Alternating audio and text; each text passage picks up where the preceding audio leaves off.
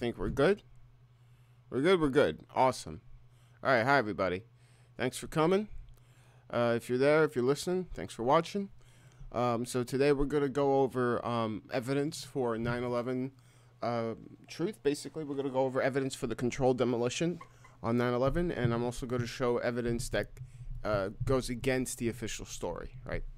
So, going at those two levels right now. So let's begin. Okay, so before I start, I just want to make sure that everybody. Wait, hold on. Let me make sure my stream is up. Because I don't want to like do this and then realize my stream isn't working.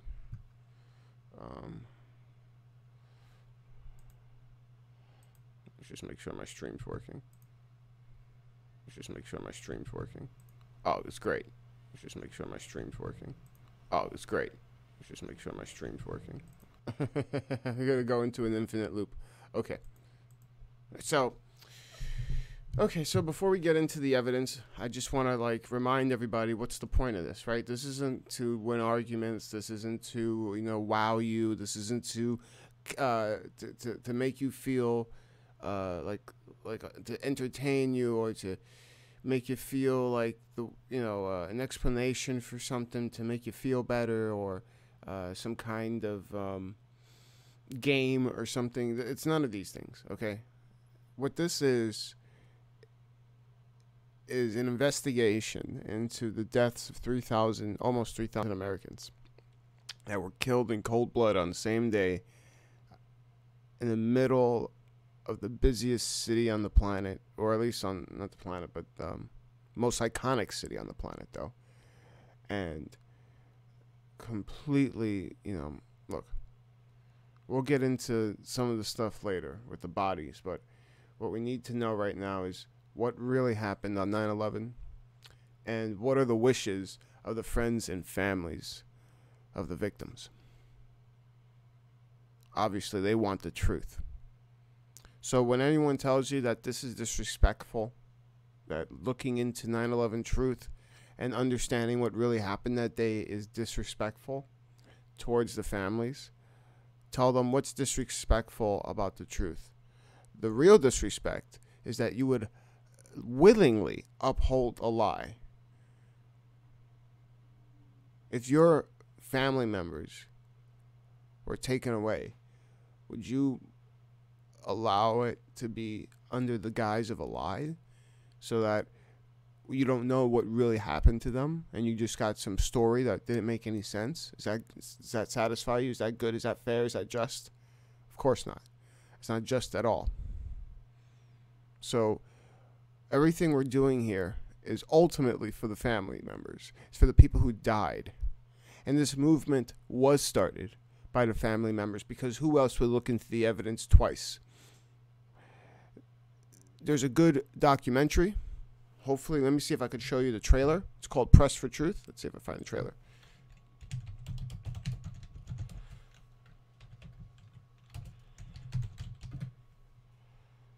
Okay, I think we got it.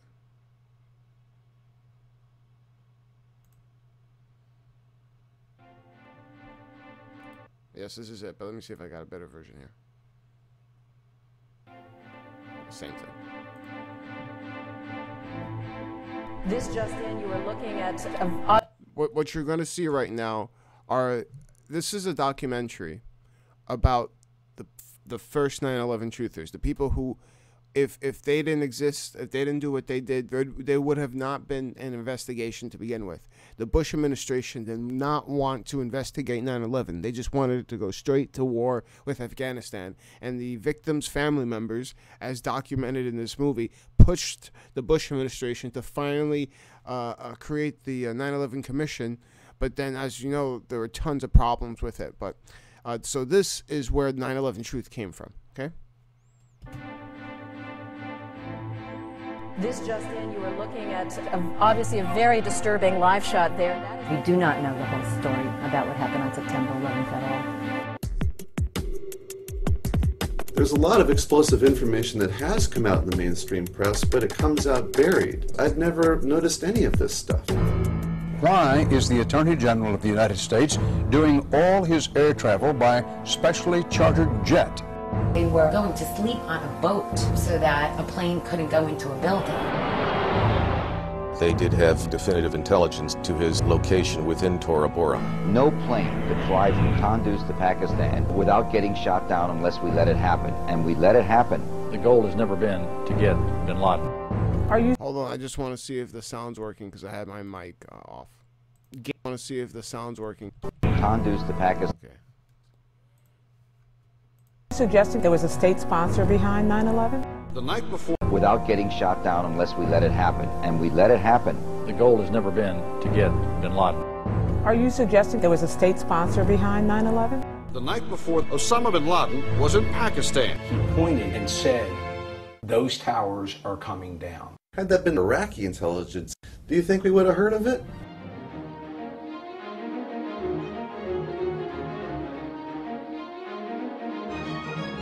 These women banded together after their husbands were killed. And now they're leading a campaign to find out exactly how did 9/11 happen. We are asking you, America, to stand behind us.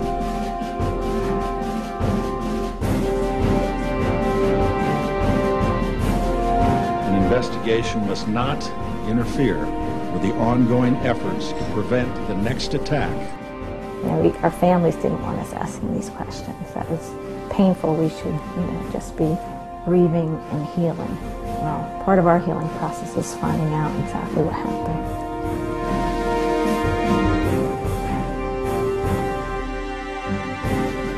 I'm so pissed off at the American people. I'm so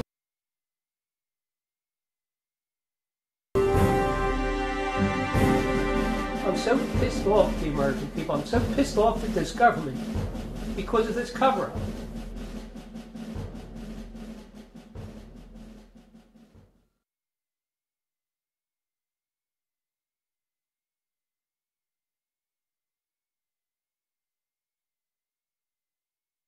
Young Shamash, when you are sick in USA,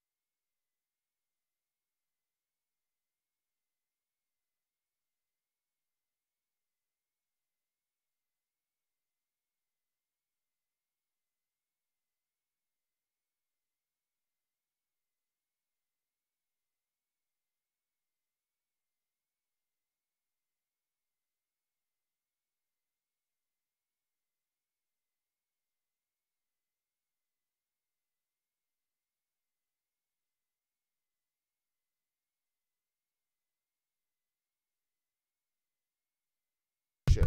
Wow, I just realized my fucking mic was off. That's great. That's great. I'm sorry. Sorry. I'm so fucking sorry. Okay. So this is the most important thing we're going to focus on first. I am so sorry about that. I'm so sorry. This is the first thing we're going to focus on first here. It's the most important.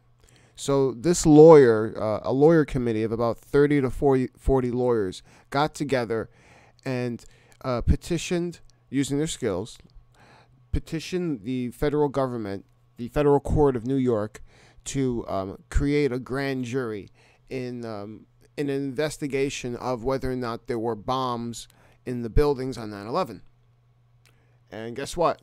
They got it. So here's the U.S. Attorney General letter. So you can see it says, "Dear Mr. Harrison," who's running the Lawyers Committee here. He says, "We have received and reviewed the Lawyers Committee for 9/11 inquiries submissions of April 10th and July 30th. We will comply with the provisions of U.S. Code 18 or 13, Section 3332 as they relate to submission." So he's basically saying in technical language that we will have the grand jury. So what we have there, basically, is, as I'll read here, it says, "Finally, after 17 long years, the 9/11 Truth Movement has opened up an avenue to prosecuting those responsible for the shocking destruction of the World Trade Center and the horrible loss of life that resulted." That's right. That's right. Prosecution. That's how far, we're there. We're getting there. This is the road towards actual, like, Cheney in handcuffs, Donald Rumsfeld in handcuffs, like, Larry Silverstein in handcuffs. Imagine. And I gave up on that a long time ago, thinking they would have died, and that all we could do is just give out the physical information. But nope.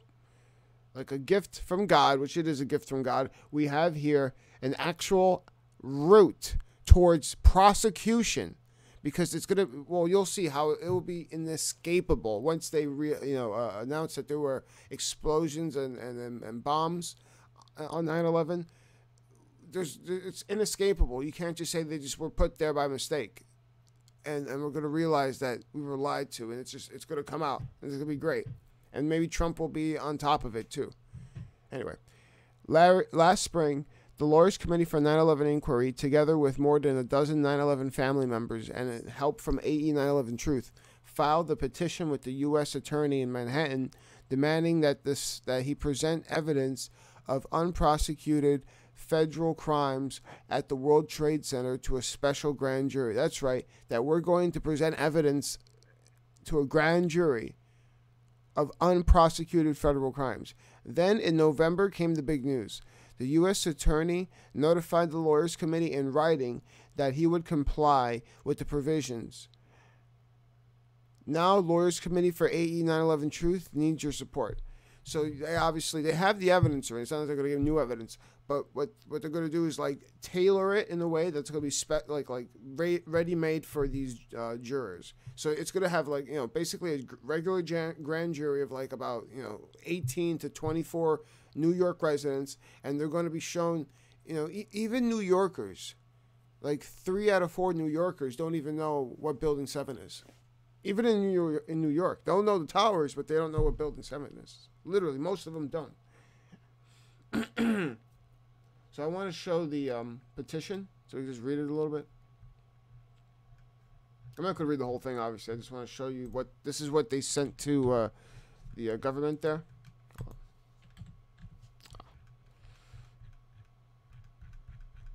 See?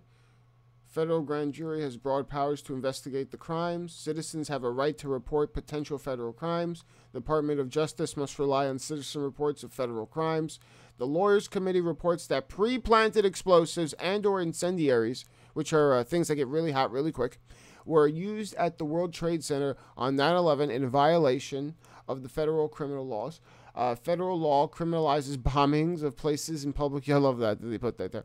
Federal law criminalizes acts of terrorism. Federal law. So basically, they're showing that listen, we have the right to investigate federal a crime, a federal crime, that citizens have that right to investigate it, and that we are saying there's a potential there are all these crimes, federal crimes that happen on 9/11, and so the Southern U.S. Attorney. The Southern District Attorney of New York, the U.S. Federal Attorney, looked at this, read this, said, "All right, you got your grand jury." You understand? This is huge. You see, when this first came out, right, this information, the other stuff came out about, like, what was it called? Like Dark Overlord, which was like some people who definitely knew what they were talking about, but it was still a distraction, saying that they had insurance records that would have shown that 9/11 was an inside job. But the issue there was that, first of all, they never came through. Second, they were a mercenary organization. They were not like for the truth. They basically said, "Listen, if you pay us, we'll destroy it," which probably was what happened if it was true. But basically, it came out at the same exact time as this. Not this paper, but the grand jury or the attorney's decision to have the grand jury in November. That's when the Overlord stuff came out. So obviously, I believe it was a distraction, because this is what should have been all over the news. That a group of lawyers and architects and engineers got a grand jury investigation to go on Building 7 and the World Trade. I mean, that is huge. We're going to have a real grand jury, and they're going to show, like, regular people are going to see Building 7, and they're going to say, do you think this came down with explosives? Do you think that's, not without a doubt, but do you think that's a possibility? You think at least one person is going to say yes? One person is going to say yes, at least. Hopefully. Hope to God. You know, I don't want to jinx anything, but all we need is like one person to say yes, and we got it. Remember, a grand jury can indict a ham sandwich. So if we can indict a ham sandwich, I'm sure we can indict the idea of explosives in the building and looking for those who put them there.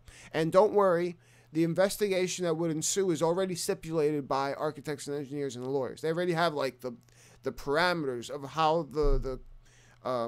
how the investigation should take place. So you might say, oh, they might get another investigation, but it's going to get botched all over again, which is totally possible. But don't worry, we have parameters, and one of the biggest ones is transparency. Because, like, for instance, NIST gave us no transparency.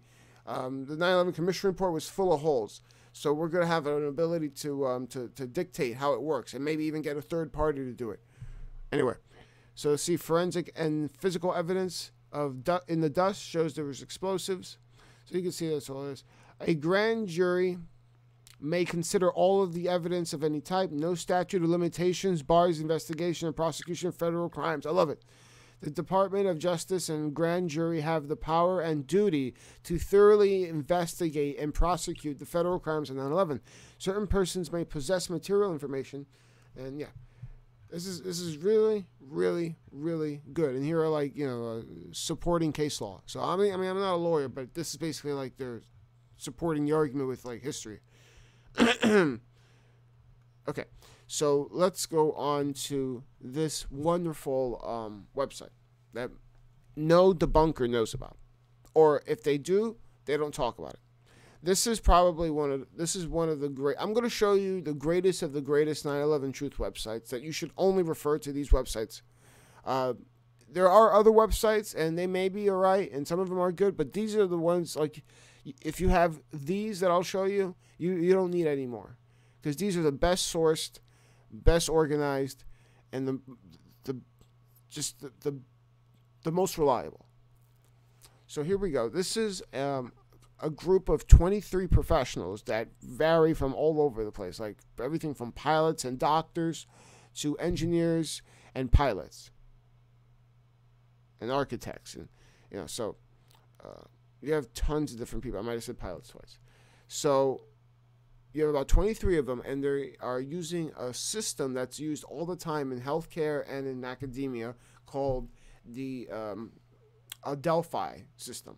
And what Adelphi System does is a way of a group to come to consensus about a topic with the least amount of bias possible.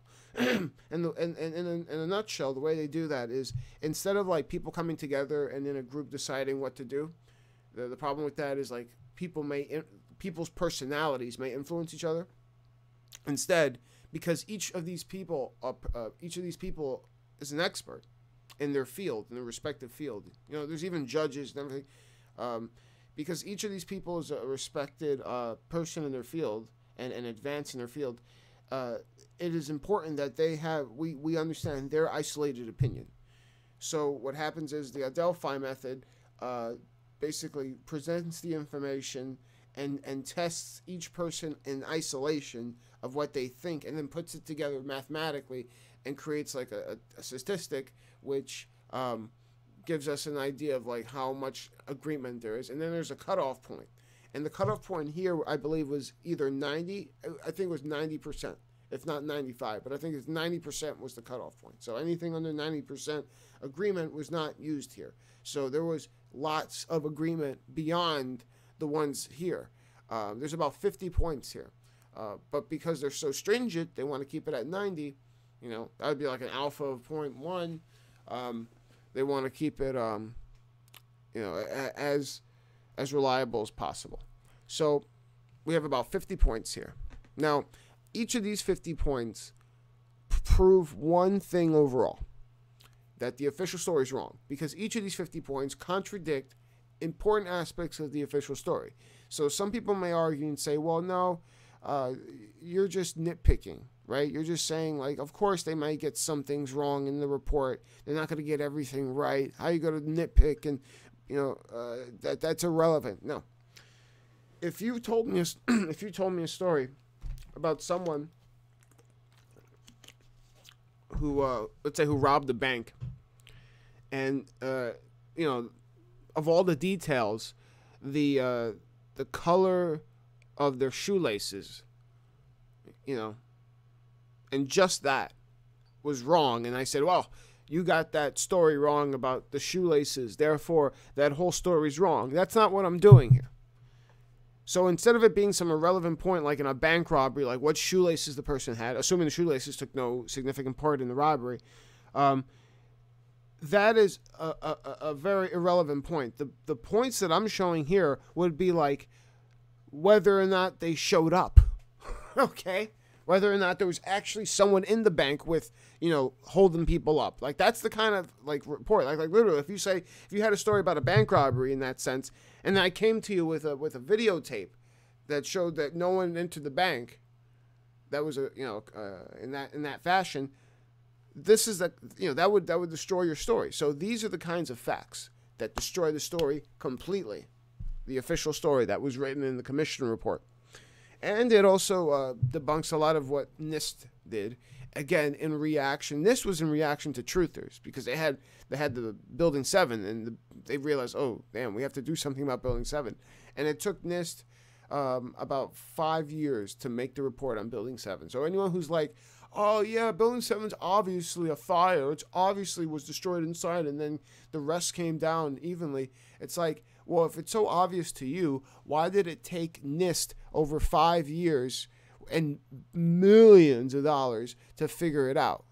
So obviously, I mean, you don't know more than NIST, okay? NIST are very competent. They're high-level researchers, okay? That doesn't mean they can't be fraudsters. And if you know, look up John Gross. Gross. He is gross, because that guy is a complete liar, and he's one of the people who worked on the NIST report, and he lied flatly. He said he never saw molten steel, and there's a picture of him, while at a talk, and then there's a picture of him next to a piece of previously molten steel at the steel yards that had the steel before it was shipped to China, and he took a picture with it because obviously it's an anomaly. It's like, wow, look at this Swiss cheese looking piece. You know, I'll show it to you right now. Look at John Gross.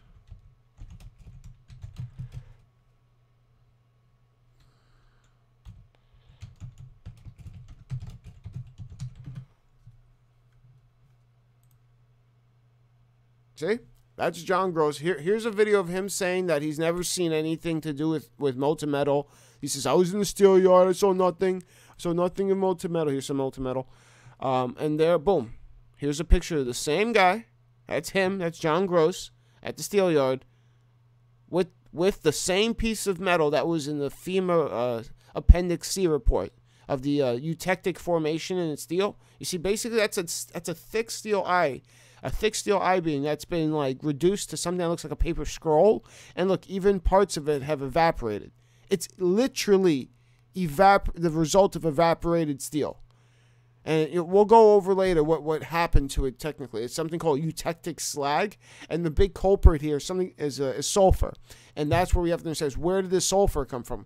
Because in much the same way that ice lowers the melting point of water, so that you could use it to melt snow, to melt ice. Sulfur and this eutectic formation, not just sulfur, but eutectic formation as well, lowers the melting point of steel, so that a 3,000 or 4,000 degree fire can act like a 7,000 degree fire, and vaporize it. All right, so I just want to show you that real quick, because he's real gross, man. It's horrible. Okay. So let's get into these 50 points. Now, we're not going to go in detail. We're just going to skim through some and maybe focus on a couple, because we got some other stuff to go into too. Let me just make sure no one's like hollering at me. Hi, I noticed something odd. What are the what defendants are listed? What do you mean defendants? It's a grand jury, so there are no defendants yet, right? They have to do the investigation. Let me check YouTube. Okay, YouTube's fine. Okay, so yeah, that's the idea. Adelphi, is that everyone knows it was not everybody. A lot of people, their job depends on 9/11 truth. Lots of people in the government would lose their job if 9/11, if it didn't happen that way. It would lose their job. But anyway, so, yeah, there's no defendants yet, I believe. I mean, there may be. Maybe it's like a placeholder, but I don't, obviously they have to investigate first. Okay. So, going back to, I don't know what the defendants are. I don't know if I saw anything on defendants, but. So, let's get into these 50 points that disprove the official story.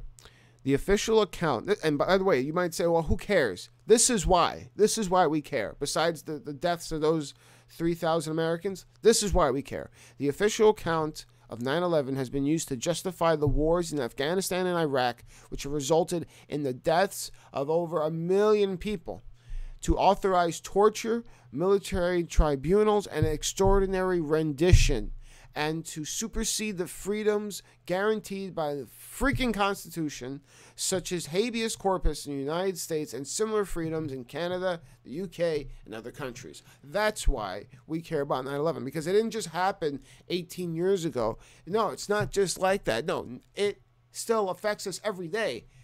Every time you go to the airport and you get groped by a TSA member with the back of their hand, and it gropes right over your genitals, this is why. This is why, okay? And by the way, it never made us any more safe. So this is why we need to attack the official story of 9/11, because it's still affecting us every day, and this police state is growing ever more. And we have, and also the wars abroad are growing, and they spread. So we have to do something about this. So the official claims of 9/11 are contradicted by facts that have been validated by a scientific consensus process, the Adelphi Method, and which include the following points of best evidence. The 50 points are divided into 10 categories.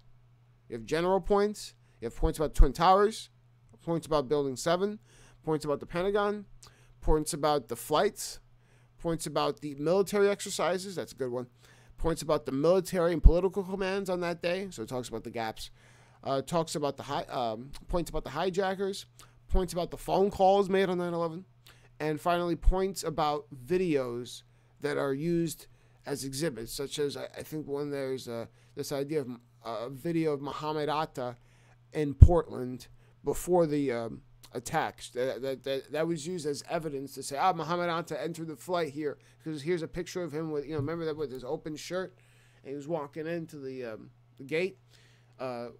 It's been shown that's actually from like 2 or 3 or 4 days beforehand. So. Okay, so we're just going to go over quickly some of these points, but and focus on like a few of them. But or no, we're going to go over all of them, but we're going to focus on a few. But so let's start with the general points. So here's a claim regarding Osama bin Laden, right? So Osama bin Laden supposedly was responsible for 9/11, but here's the best evidence. The FBI did not list 9/11 as one of the terrorist attacks for which Osama bin Laden was wanted. When asked why, Rex Toom, when he was the head of the investigative publicity for the FBI, stated that the FBI had no hard evidence, I'll say that again, that the FBI had no hard evidence connecting bin Laden to 9/11. Also, although Secretary of State Colin Powell, British Prime Minister Tony Blair, and the 9/11 Commission promised to provide evidence of bin Laden's responsibility for the attacks, they've also failed. And here's the thing, like people say, I've heard people say, what do you mean by hard evidence? Like, maybe that bar is set too high. It's like, we're talking about enough evidence to indict him. right? Enough evidence to say, oh, we think he did it, let's go arrest him. Like, that's what I'm talking about. They don't have enough evidence to indict him. So, now, if you want to say that's arbitrary, yeah, whatever. Okay, so let's look at another point. This was a big one here, because this shows how it went beyond Al-Qaeda.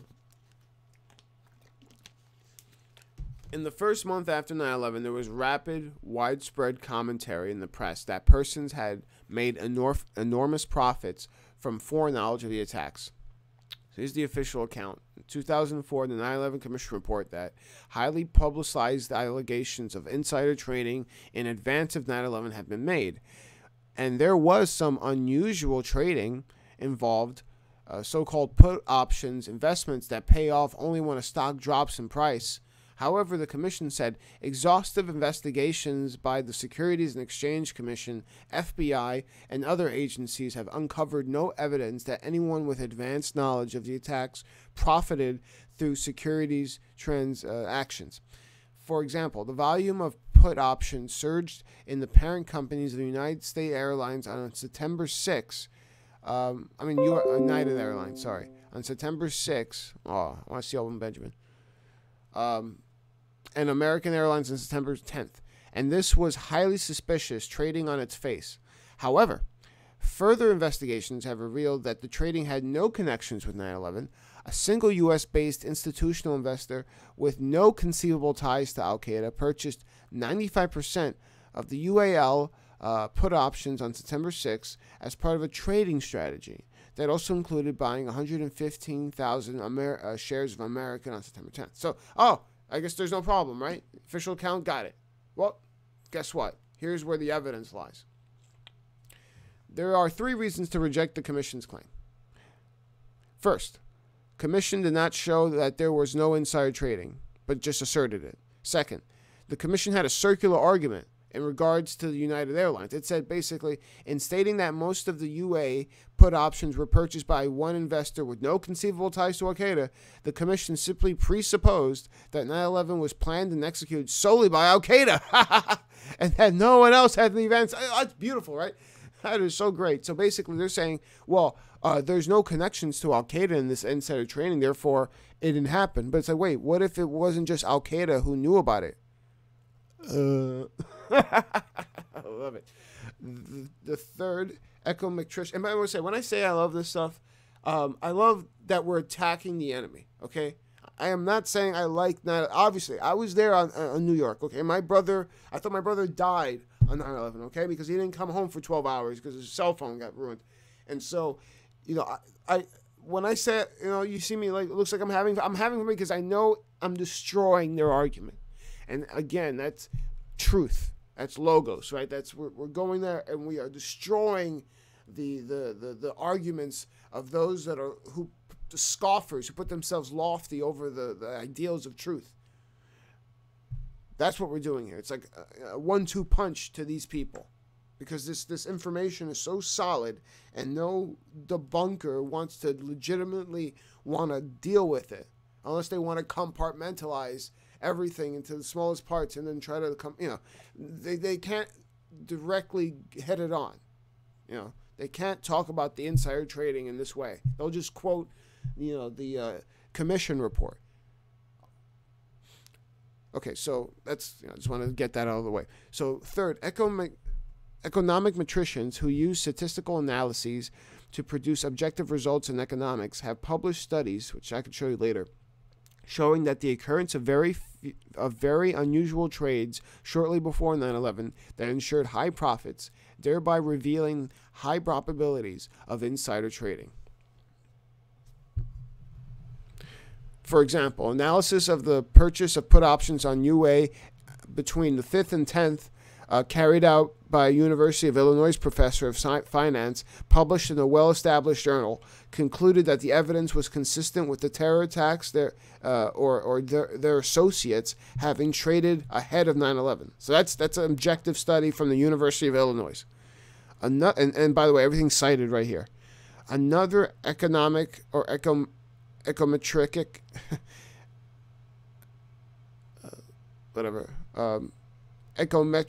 econometric, there we go. econometric study, in the well-respected journal concluded that abnormal trading volumes provide credible circumstantial evidence in support of the insider trading claim. Again, and then another study, more comprehensive one by a Swiss Finance Institute and the Swiss Banking Institute, shows that $15 million were obtained by insiders put options for Boeing, Merrill Lynch, JP Morgan, Citigroup, and Bank of America.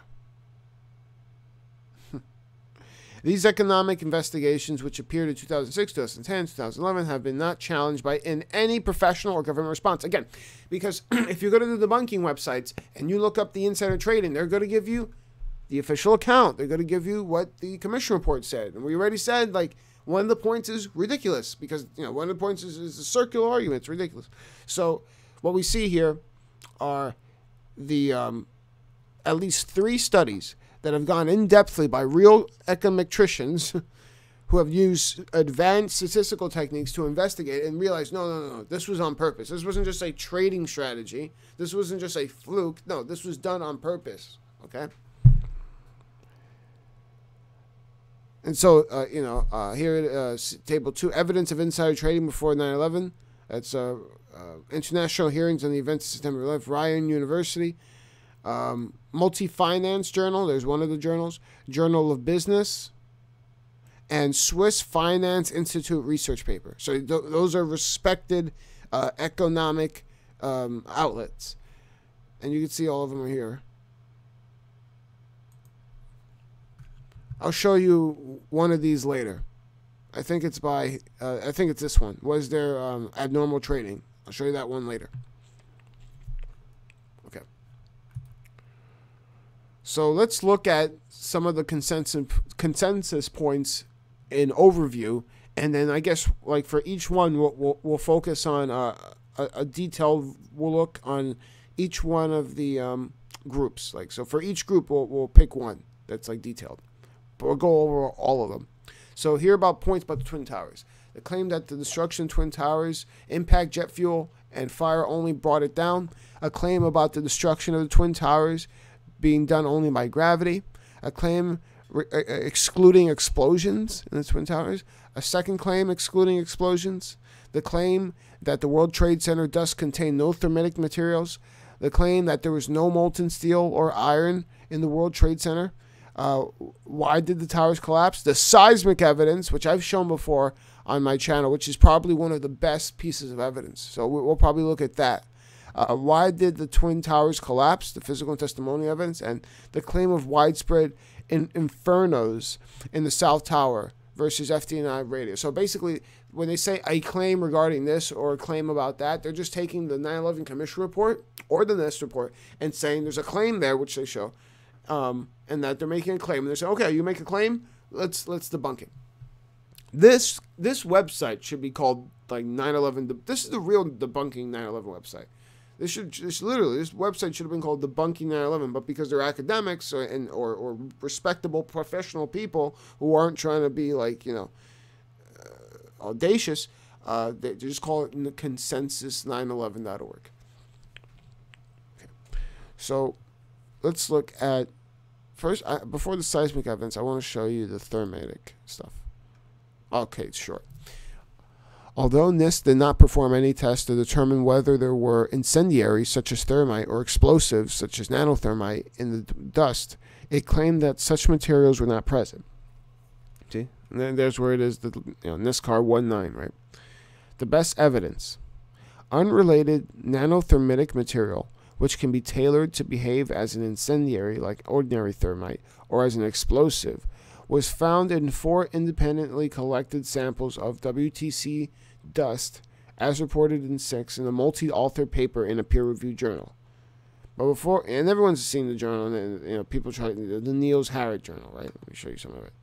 But I want to show instead the this, because people talk about what's nanothermite, and they might say, "Oh, you made up nanothermite." Well, I'm going to show you a paper from the Department of Defense, a magazine, basically, a trade journal from the Department of Defense that talks about nanothermite and talks about the sol gel that surrounds nanothermite.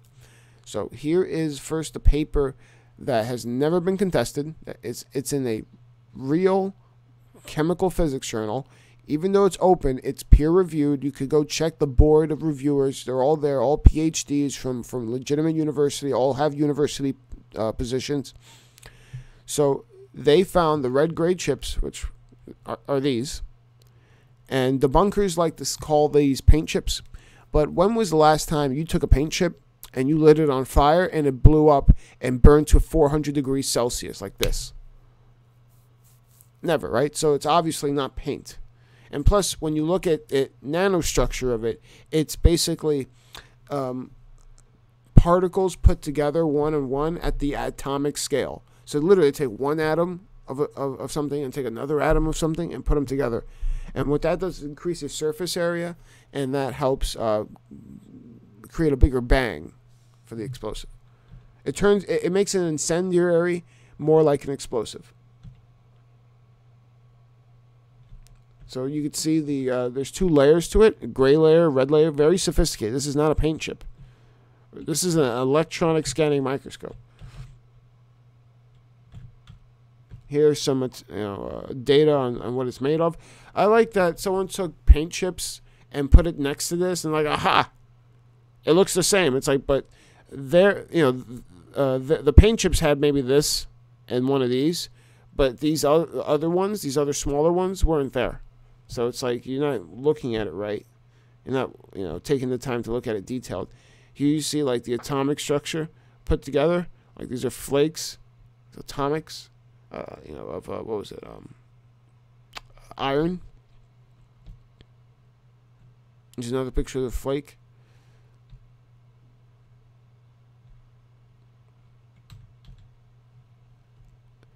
Here's this is great.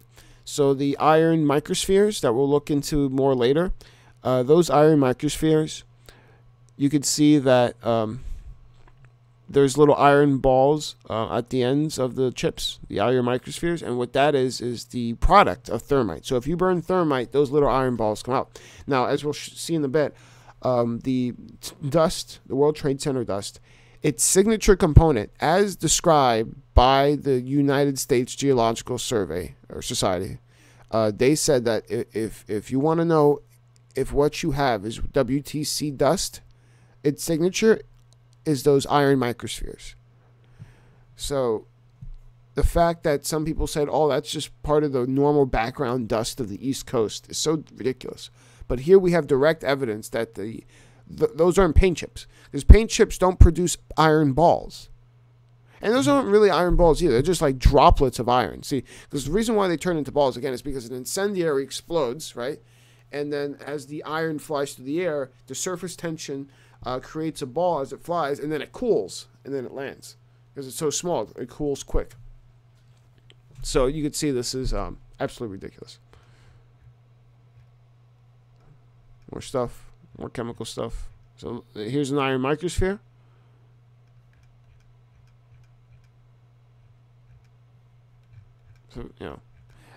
So, this paper is readable. Honestly, it's readable. It may look like it's not readable, but if you can read a Scientific American article, you could read this. Okay, so let's now let me show you Nano-Thermite. So this is this came out in 2002, but as we know, obviously they've had this technology beforehand because that's when they go public with it in 2002. By the way, this isn't classified. This is a quarterly, so it's not like I hacked into something. A look inside nanotechnology. So let's go to here. So what we see here is something called sol gels. As a new way of making nanostructure composite energetic materials. The advantages of making energetics on the nanoscale are shown in Figure 5. Which is mass, power, transmit, higher power, faster, higher total energy. So okay. So basically here's the idea, right? This is why Nano-Thermite is so destructive compared to regular thermite. So regular thermite would be like this. You take a bunch of powder, some iron powder, some oxide powder, whatever, you mix it together. And then it makes an explosion, but it's not that great.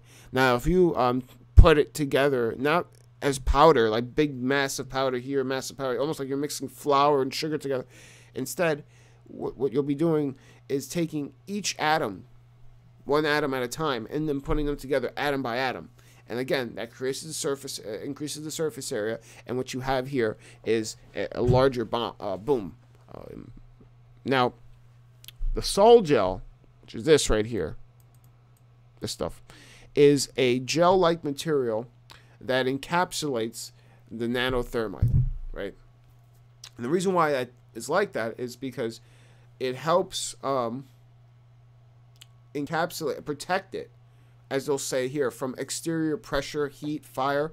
So, because there's a good question where people say, well, if the buildings were rigged with explosives, why didn't they go off the minute they were on fire? And the sol gel, it protects the nanothermite from exterior damage. Also, you have to understand that you can only light thermite with a magnesium strip. So if you took a lighter to thermite and you try to burn it, it won't work. You need the magnesium strip. So, okay, zero gels.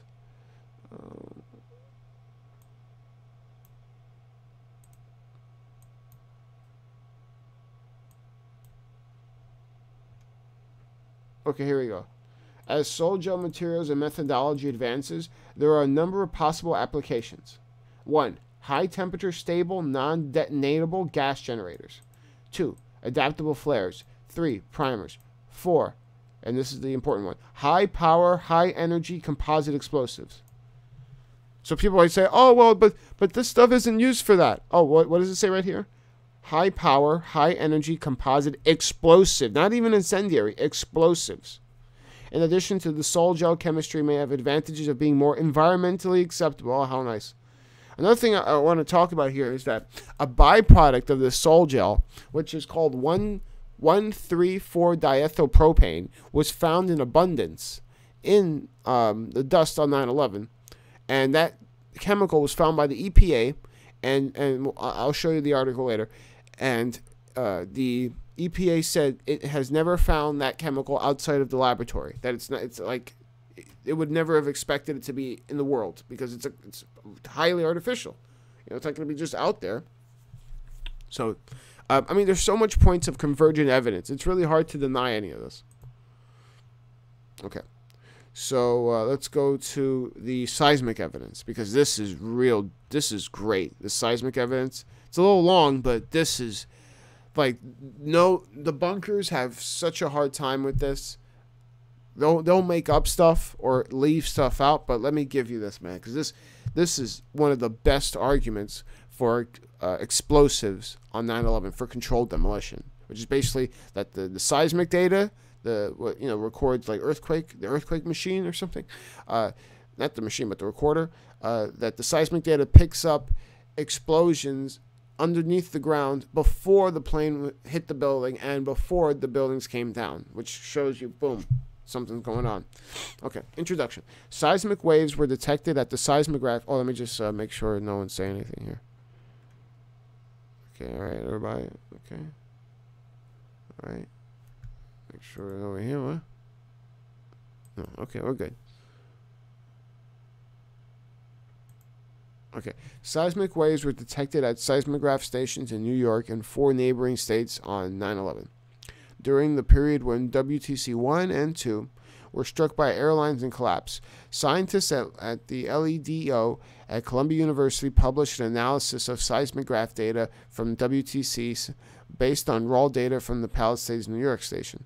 The Federal Emergency Management Agency and the National Institute of Standards Technology relied upon LDEO's analysis in their publication on the events of World Trade Center. The 9/11 Commission report also cited LDEO. Although it did not confirm LDEO's analysis of plane impact times, basing its own conclusions on ground radar instead of the seismic data. And we'll see why. But independent analyses have disputed LDEO's conclusions, and thereby conclusions reached by FEMA and NIST.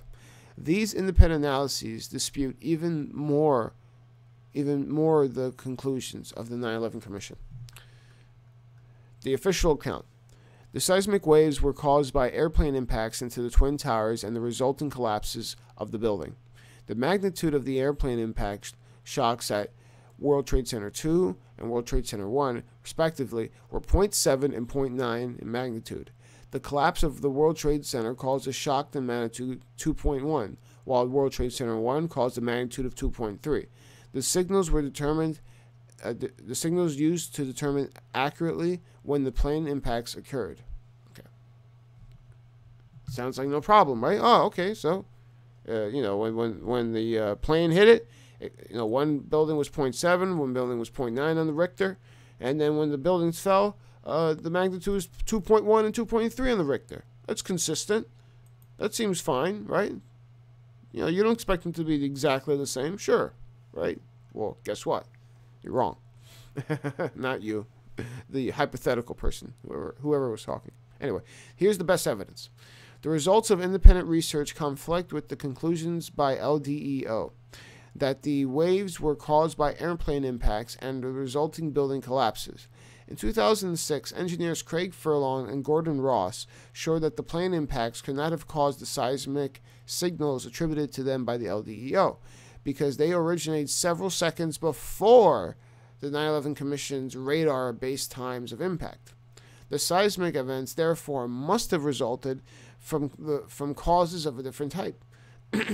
The best and probably only plausible candidate for these causes would seemingly be explosions in the basement of the Twin Towers, for which there's abundant physical and testimonial evidence, including Willie Rodriguez, the hero of New York, who the nation had never got to know because every time he would go on national TV, he would talk about the explosions in the basement. So he sacrificed truth for fame. He could have had movies, book deals, everything. I mean, he was the guy who saved more people than anybody else on 9/11. Because he had the master key. Willie Rodriguez, a Puerto Rican janitor, a custodian there. But as you can see, he did the right thing though, because God looks down on that, and so he went for the truth. He didn't just sell his soul and say, well, I'll keep my mouth shut about bombs in the basement, but let me get that book deal and that movie deal and that benefit thing, money, and he gave it all up. So good for him. Okay. Although the present point deals with only the seismic evidence, much of the physical and testimonial evidence is documented in point TTA. Why did the Twin Towers collapse? The physical and testimonial evidence. The conclusion of Furlong and Ross that the seismic evidence does not fit the official story was reinforced in 2012 by a French geophysicist, Dr. André Rousseau, who reanalyzed the seismic data, and he concluded that the LDEO report is flawed in three respects. First is the timing of the airplane impacts does not match the origins of the seismic waves. The lack of explanation why the two towers were destroyed is in essentially the same way, yet the data shows large differences in terms of released energy. And so you might say, although 2.1 versus 2.3 isn't a big deal, it's on a logarithmic scale. So that means that 0.2 change is actually a change in like several orders of magnitude. It's logarithmic, not the same as a regular linear scale. The frequencies of the waves are much too low to have been caused by plane impacts and building collapses, although they match those of underground explosions. So this is a real good one, where a lot of the waves, the seismic waves, came from underneath the ground, and they know that because of different kinds of waves travel through the air and through the ground. And so as you can see, it's like, well, how can that happen, right? How can you have an explosion underneath the ground before the plane even hits the building? Okay, come on.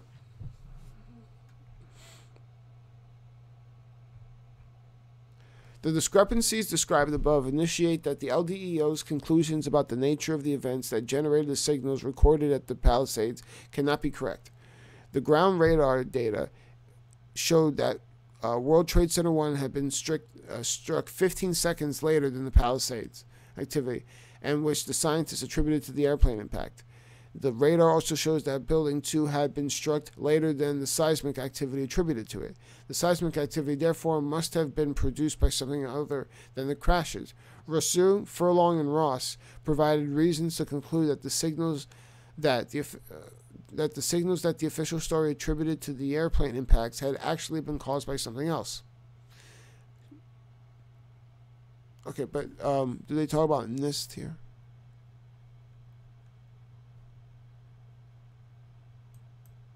See, it's a logarithmic scale.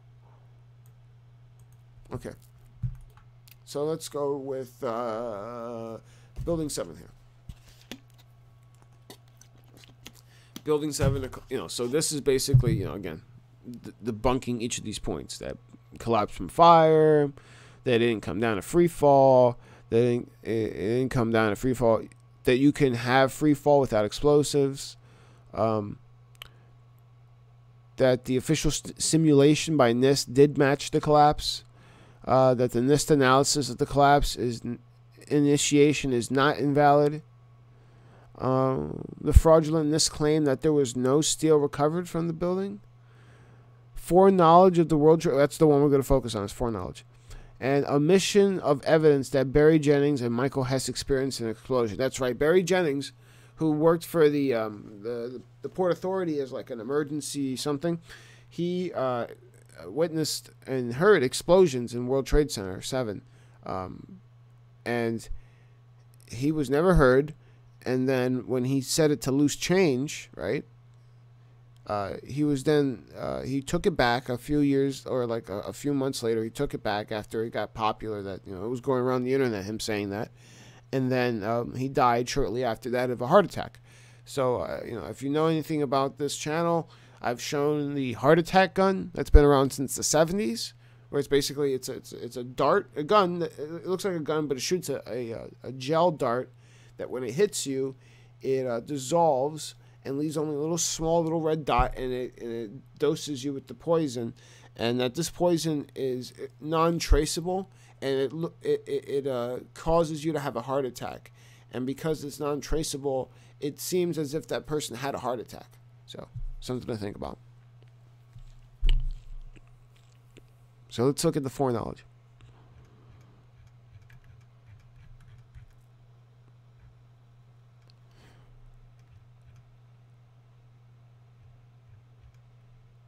Okay, so basically, on September 11th, many people knew. So this is a good one. The bunkers like to say, well, if the building, everyone knew the building. I remember I had someone yell at me in the street. He said, "We saw the building standing sideways. Of course we knew it was going to fall down. It was fucked up." So lots of people say, well, of course the building fell down. Everyone knew it was going to fall down. Okay. So let's check it out. WTC-7 was critically damaged by falling debris. This is one reason why it came down. So, according to the official story, it was damaged by the falling debris. These fires were very hot and large because of the diesel fuel in the building, and the structural damage and fires and chiefs and all this stuff. And so, therefore, because all of these activities, the fire chiefs and the engineers concluded that WTC-7 was in danger of collapse, which they did. Concerns were therefore expressed and appropriate actions were taken. Firefighters were withdrawn from the building, which did happen, and the firefighters and others were told the building might come down. Accordingly, the collapse predictions were rational responses to direct observations by witnesses. Ah, you stupid truther. We knew the building was going to come down. Just look at it. Okay. Here's another account from the same, from the official story. The early explanation of the World Trade Center's collapse is incorrect. Impact damage from the flying debris. Okay, so this right here is the like what everyone thinks. But NIST looked at it and NIST said, no, that's wrong. What we have here is that the impact damage was insufficient. It barely played any role, the impact from the tower falling. And the fires were not intensified by the diesel because the diesel was found. That's NIST.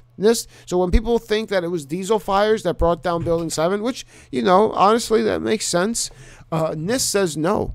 And that's because they found the diesel fuel in the building. So World Trade Center came down primarily due to fire. This is NIST. This was the first time in history that a steel frame high-rise building had collapsed due to fire. High-rise meaning above 20 stories or so. The fire triggered this collapse by means of a unique and unobserved sequence of events inside the building, including thermal expansion of the floor systems and unseated girder and floor collapses, resulting in a cascade of column buckling. A single column failure had caused a complete north-to-south interior collapse, which in turn precipitated a complete east-to-west interior collapse as well, ultimately leaving the exterior columns laterally unsupported and causing all of them to buckle in a nearly simultaneous way. Although the fires in WTC-7 were affecting the steel components of the building over a period of hours, the building did not actually become unstable, nor was its fate sealed until minutes or seconds before it came down. So here we have two accounts. We have the kind of like what most people on the, in New York or most people in the media or most people in general believe happened. That there were diesel fuel, that it was obvious the building was going to come down, that's why, BBC and CNN reported, several hours or an hour or so before the building came down, saying, hey, the building 7 came down already. And it's like, wait, how do you know that? And some people say, well, obviously, because they thought it was going to, so, it was no problem. But it's like, wait a minute. When they actually investigated it, the government, they said, no, it's not that. It's actually one column failed, and that normal fire made it happen. And that the debris that came out of the Twin Towers as they fell did not really affect Building 7. So people who think, like, of course it fell. Didn't you look at the north side? It was a big chunk taken out. It's like, literally. They said, well, NIST would say that's wrong. It was only really because of one column on the northeast section of the building, not the south section that was facing the towers. On the other side of the building is where the failure collapse started, according to NIST. But here's the thing, though. None of them are correct. Contrary to what is often implied by supporters of the official story, those who expected WC7 to come down evidently did not reach the conclusion because of anything they personally perceived, but because of what they were told. What witnesses personally perceived most obviously cannot explain account 2, because of most of it being interior, which and being happening right before it collapsed. So, which poised a sequence of last-minute events inside of the building that was unprecedented, unpredictable, and invisible to witnesses. But both accounts are contradicted by the facts that some people were certain that the building was going to come down. Some of them had the certainty early, like talking about like 10 in the morning early, and some of the major media gave premature announcements of the collapse of WC7. On the contrary issue, MSNBC reporter Ashley Bainfield said early in the afternoon, quote, I've heard several reports from several different officers that the building is going to come down next. They were just waiting for it to come down at this point. Interesting, right? So firefighter Thomas Danto said, we are standing waiting for 7 to come down. We were there for quite a while, a couple hours. Fire James Wallace said, they were saying Building 7 was going to collapse. So we regrouped and went back up to our rig, and we went to Building 4 or 3. I don't know.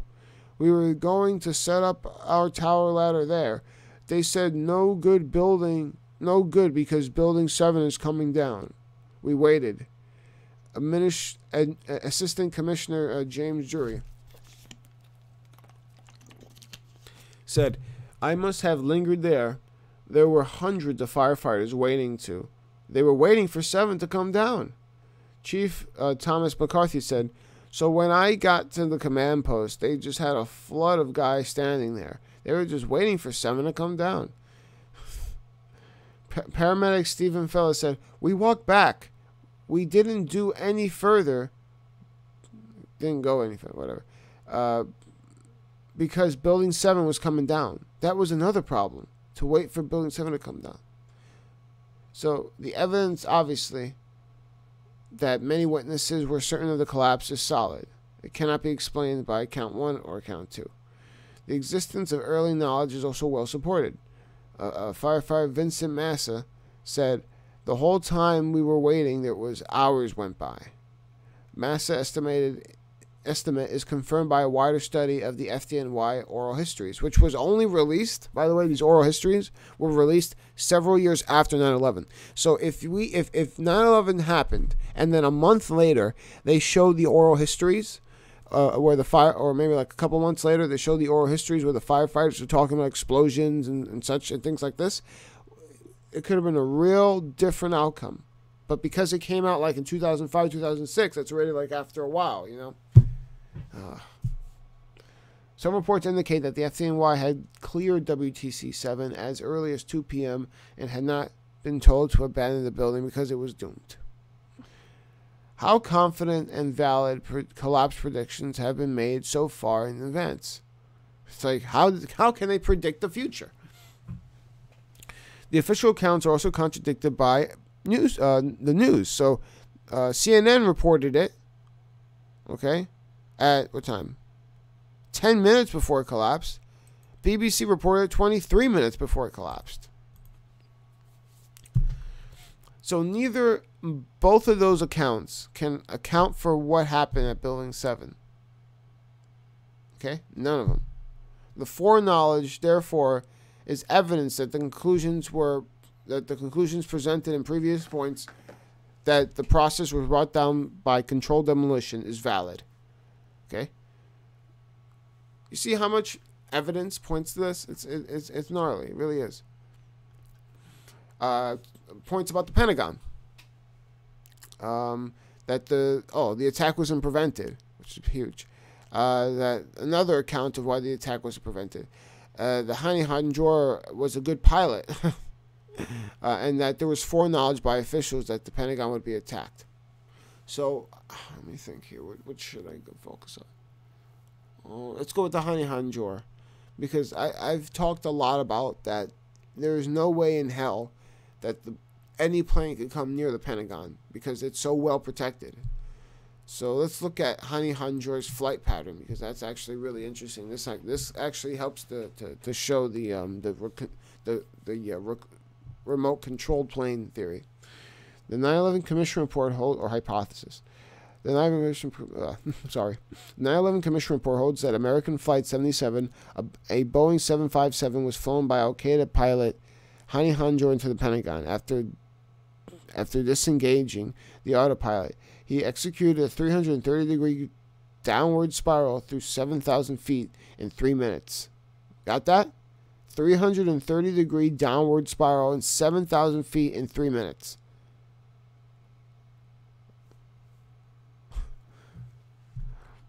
Several former airline pilots have stated that Hani Hanjour could have not done though. And that there's no way he would have hit the Pentagon at that place. If anything, he would have come up from the top. Not like, he literally did this. The Pentagon's here, and he went this, or like this. Okay.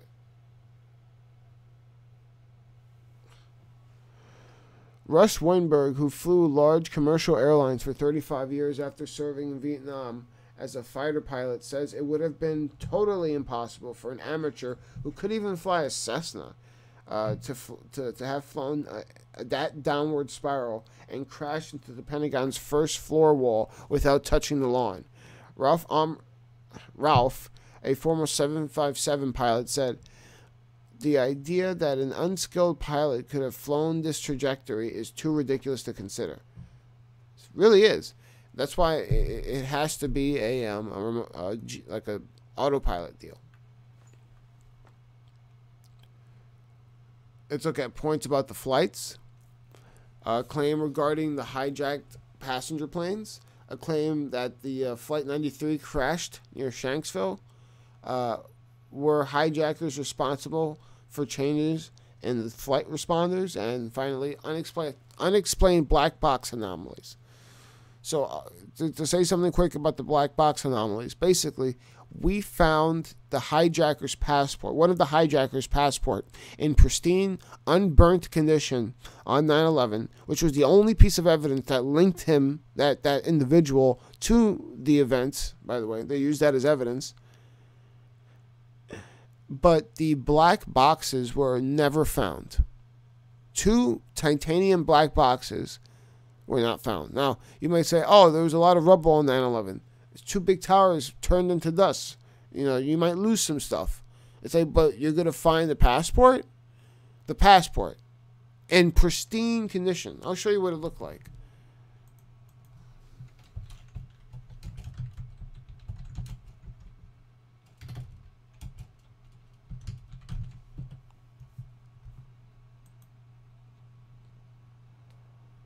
You see? Look at that. You believe that was in a big fire? You believe that was in a fire?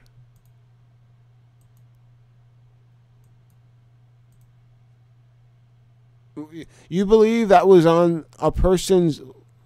You believe that was on a person who flew a plane into a building? Just think about it. Seriously.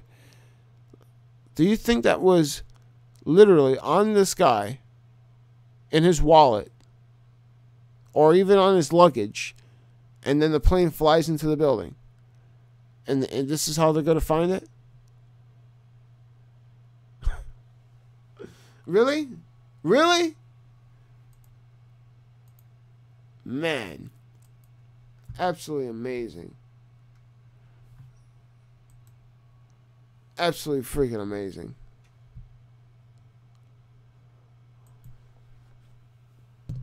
Let's go back to it.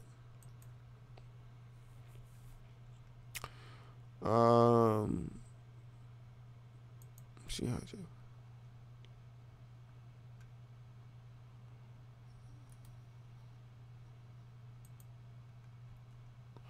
Residents, the mayor, and journalists near Shanksville, Pennsylvania, reported that no airliner was visible at the designated crash site, that contents were found as far as 8 miles away from the crash site, and that parts, including a 1,000-pound engine piece, were found over a mile away. That's because it got blown up in the air. Flight 93 did not crash. It got blown up in the air. Consensus points about the U.S. military exercises on or before 9/11. We have the military exercises show the military is prepared, and the claim about the military exercises did not delay the responses. Obviously, they did delay the responses because if you go into this is all the war game exercises that we're going. If you go in to work one day and they tell you, look, we're going to have a fire drill, and you're going to hear the alarm, and so we don't want you to do anything. Just sit in your seat, you know, don't rush, you know. We're just testing the alarm, and if you hear it several times, it don't matter. And you might even say we'll train some people to like move around in a certain way. So if you hear like rumbling, you know, it's just part of the drill. So it's just one drill, but you don't have to do anything. And so you can imagine that you hear the alarm and you're thinking, oh yeah, it's a drill, and you don't do anything, and next thing you know, it's like getting real hot. And you're like, oh damn, and then you realize it's a real fire, and then you try to get out, but now it's too late because you've waited for so long that now the fire's gotten to where you are, or destroyed your only path out. So you can see how a war game exercise, which deals with the same event as 9/11, where you're having a blip on the radar of a hijacked aircraft that's flying into buildings or being used as weapons, you're going to have some confusion. You're going to be like, wait, which one is the real one?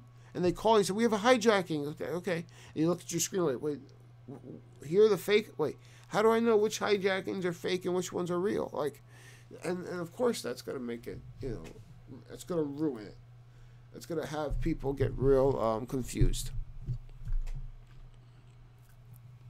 Here's some points about the military commands.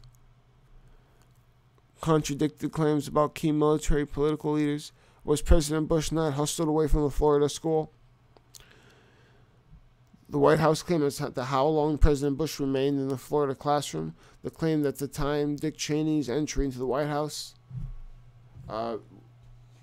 Did Dick Cheney authorize the shoot-down order of planes? We might do Rumsfeld. The activities of General Myers.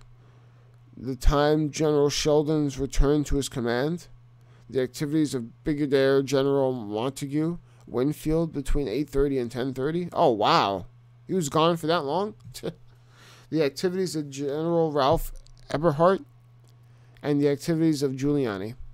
So basically what these show, especially with Giuliani, well, let me tell you about Giuliani first, is that Giuliani was in Building 7 because that's where his bunker was.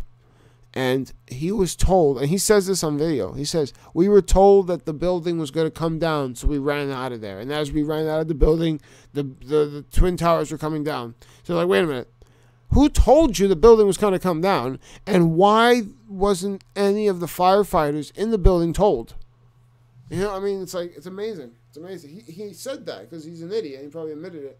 And so it's like, man, you could have saved people's lives, and you didn't. It's sad. Some sad shit. Some fucking sad shit, man. So let me show you what Rumsfeld did not do between 9 and 10. It's pretty amazing. Basically, Rumsfeld was missing. The 9/11 Commission absolved Rumsfeld of any responsibility for what happened after 9/03 that morning, claiming that in the first hour after the White House teleconference, none of the defense personnel involved in managing the crisis participated. What was that again? None of the defense personnel involved managed the crisis. Oh, isn't that nice? Reports by both Richard Clark and Robert Andrews, however, show that Rumsfeld participated in the video conference during this crucial hour. The 9/11 Commission also absolved Rumsfeld from any involvement in the crash by claiming that the military did not know anything about the crash until after the crash, and that Rumsfeld was not in the NMCC prior to 10:30. Paul Wolfowitz, however, indicated that he discussed what to do about Flight 93 with Rumsfeld and Myers before 10. See, they shot down Flight 93 because it was going to be taken over. Imagine if, like, they were, you know, the people would have taken over the plane and were able to land it. It would have been the whole Bush administration and every neoconservative in Washington would have been sent to the guillotine. So they couldn't let that happen. So they shot it down. And that's why, as I've shown in other videos, the plane crash isn't really that at all. It's just rubble from where most of the debris fell. It blew up in the sky, and then the debris started separating, and then it fell, you know, towards one spot. But a lot of it spread out. An engine that was like a mile away. So we don't know what Rumsfeld did for over an hour on 9/11. He was gone. And the problem with that is he's one of those people in the chain of command that's supposed to give the order to shoot down the plane or to intercept it. So if he's missing, they're missing their guy to do the order. Because you know how the military works.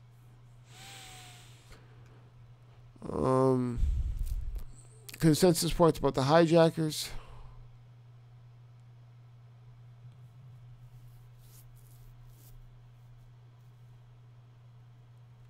Oh yeah, so the hijackers were not good Muslims. They were seen by several people, doing cocaine, going to strip clubs, drinking alcohol. And I heard one person like Sargon of Akkad say like, well, you understand that many of these many of these Muslims do that because they feel like, okay, I could do a bunch of bad shit, but then I go kill myself and I make up for it. And that is true, but not on this level. It's usually that before, they'll have that lifestyle and then change into the more Muslim lifestyle and then become a jihadi. While you're a jihadi, you can't do this.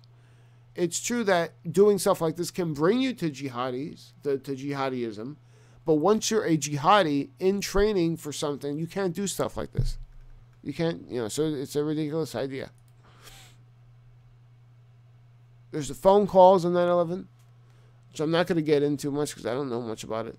And finally, the official video exhibits. So, what's this? What's the airport video? Oh, okay. So, the trip to Portland, was it Mohammed Atta? No. Okay. So those are briefly looking at the 50 points in the 9/11 Commission, 9/11 consensus points. And this is the best evidence panel. So if you ever want, people say, well, what what's wrong about the official story? You send them this website that has 50 points, well documented, very well documented. Here's some of the evidence for controlled demolition. First, you have a free fall acceleration of the towers.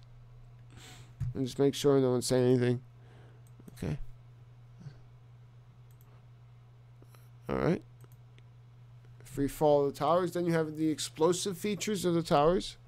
Then you have the eyewitness accounts of explosions. You have the high temperature incendiaries. And you have the final report of the collapse on Building 7, which all the holes in that.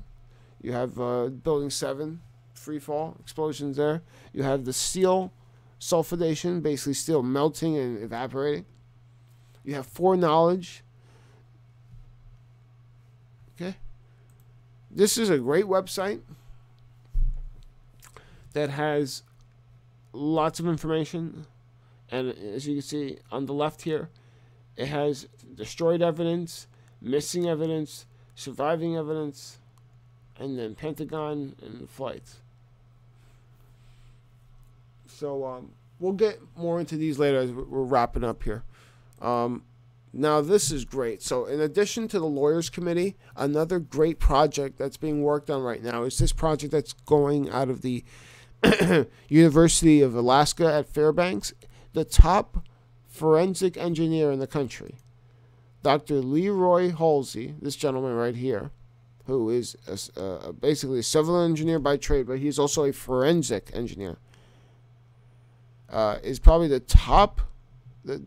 very top forensic forensic engineer in the country. Now, a forensic engineer is someone who basically tries to investigate why buildings collapse. So if you burn the building now, and the person who would investigate how the fire started, right, and where it started and how it spread, that would be like a forensic engineer.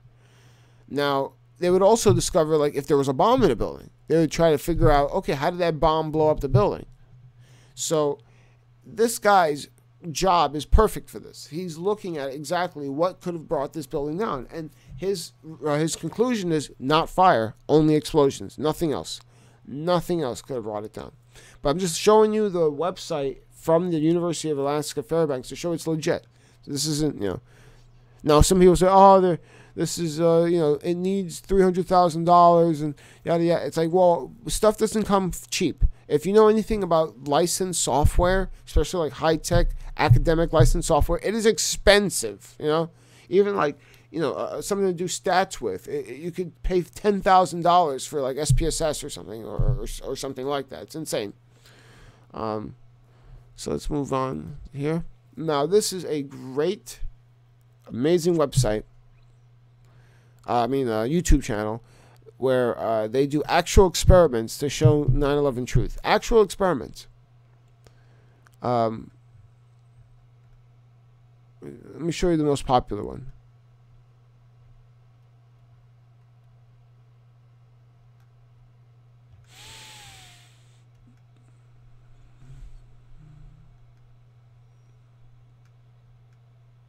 Okay, it's going to be this one.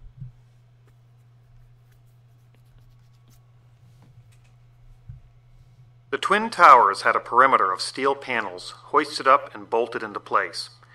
Each panel had 3 box columns about 14 inches square, cross-connected by spandrel plates. After the plane hit, the fires were burning out and cooling down.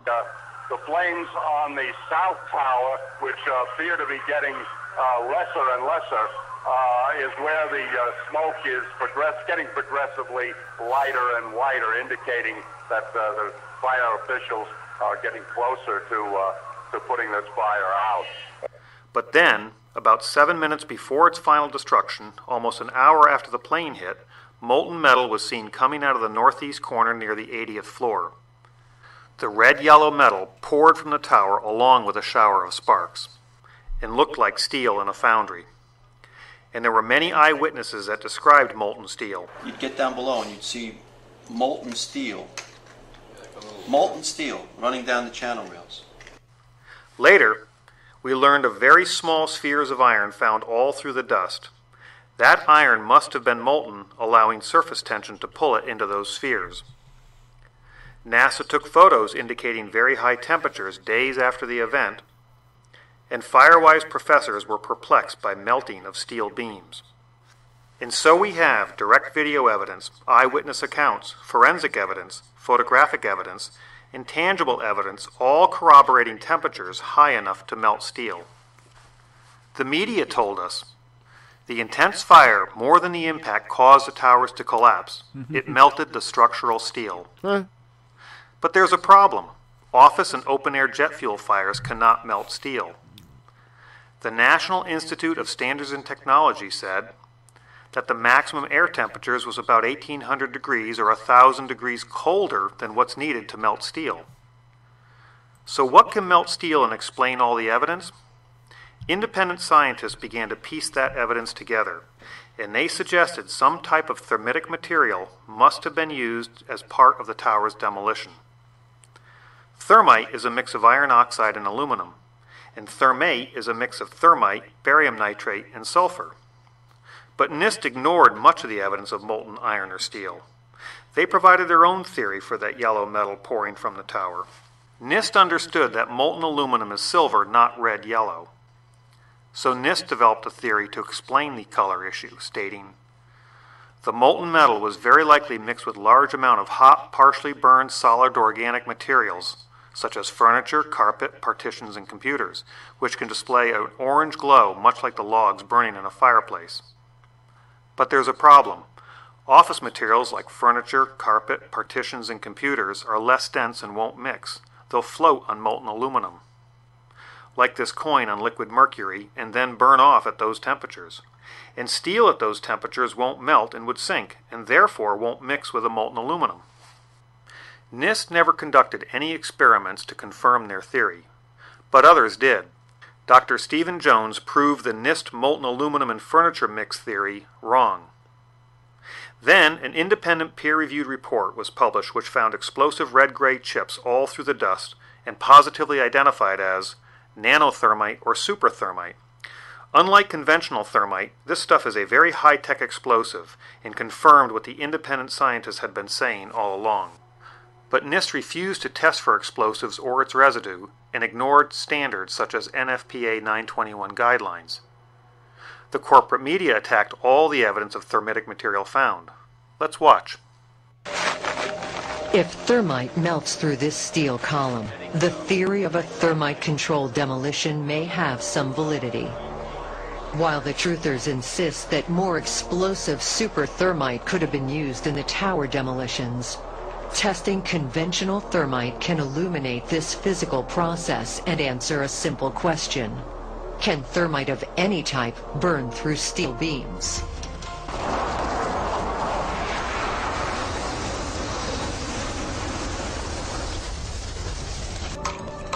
Despite 175 pounds of thermite packed around the steel column, it remained undamaged. Mythbusters says, the events of 9/11 will not be allowed to be debated and discussed. And they barely managed to melt through the roof of a car with a half a ton of thermite. And the debunking websites say, the thermite would have also needed to cut sideways. Not an easy feat for thermite. You see, it's a powder which burns chaotically. Maybe with some device, but no working device has been proven to me to work to cut a vertical column. So we are led to believe that thermitic material cannot melt steel, cut steel horizontally or vertically, and would take massive amounts to do any real damage. So who's right in this great thermate debate? NIST and the media? Or the independent researchers and scientists who stand nothing to gain? It's time we conduct our own experiments to answer these questions. Can thermitic material melt steel? Can it cut horizontally or vertically? And does it take massive quantities to do any real damage? Many wide-flanged beams were also used in the construction of the towers, connected in a variety of ways. Could thermite cut or weaken such a connection? Using the same beam from my eutectic steel video and another 12-inch beam, I proceeded to make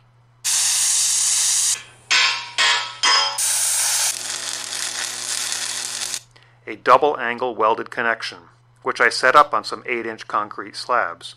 I could not obtain Nano-Thermite, so I made small quantities of old-fashioned thermate, which is not considered an explosive, with ingredients that are legal and readily available.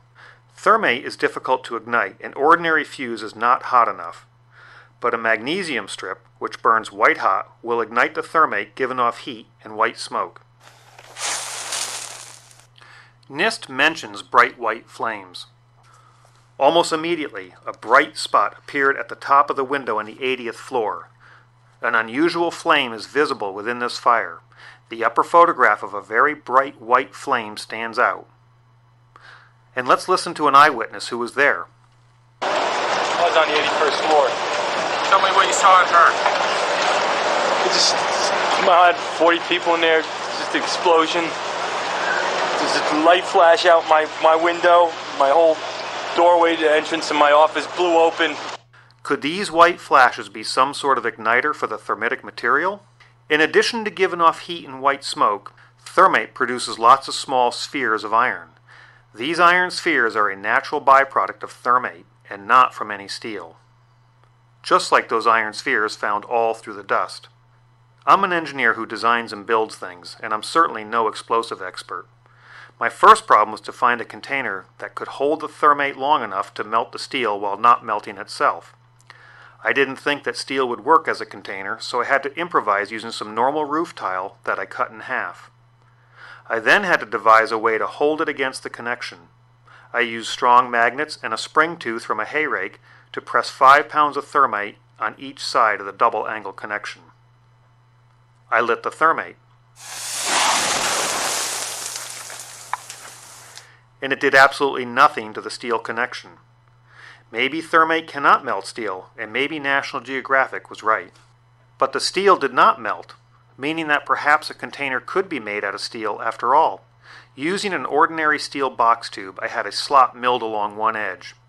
Welding the bottom and using clamps on the top to hold the powdered thermate in, I bolted it to a steel beam vertically. I called this device my thermitic box cutter. With only 1.5 pounds of thermate, or less than 1/100th of what the National Geographic experts used for their experiment.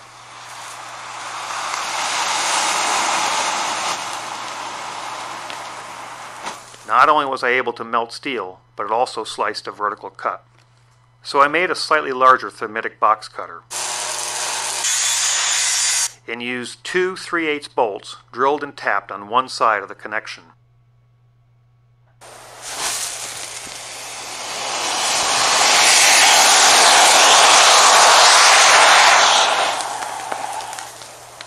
It only took a slight twist to break it completely off. I noticed as the thermate burned, it tended to lose its cutting power, perhaps because it could expand into the area where the box cutter previously burned. So I built a piston-driven box cutter using a compressed car hatch piston. I added sheets of tungsten to minimize the burnout and allow the piston to slide better. I then bolted my contraption to the flange of the column and ignited the white-hot magnesium.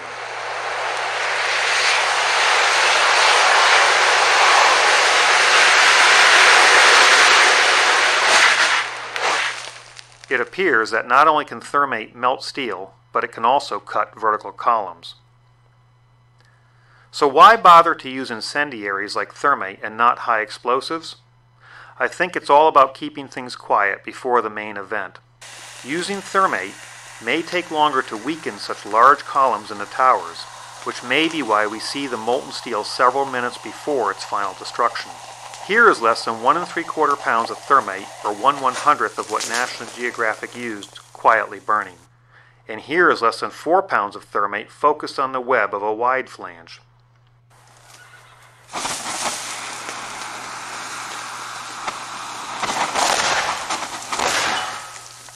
Which can also be set up on a vertical column.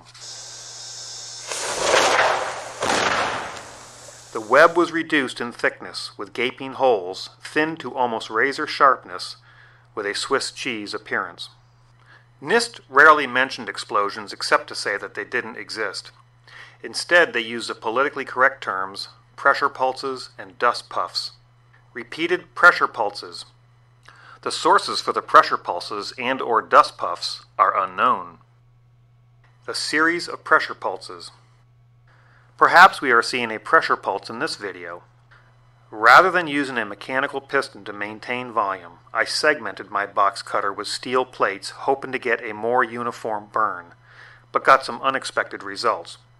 Can thermite make pressure pulses and/or dust puffs? I guess it can.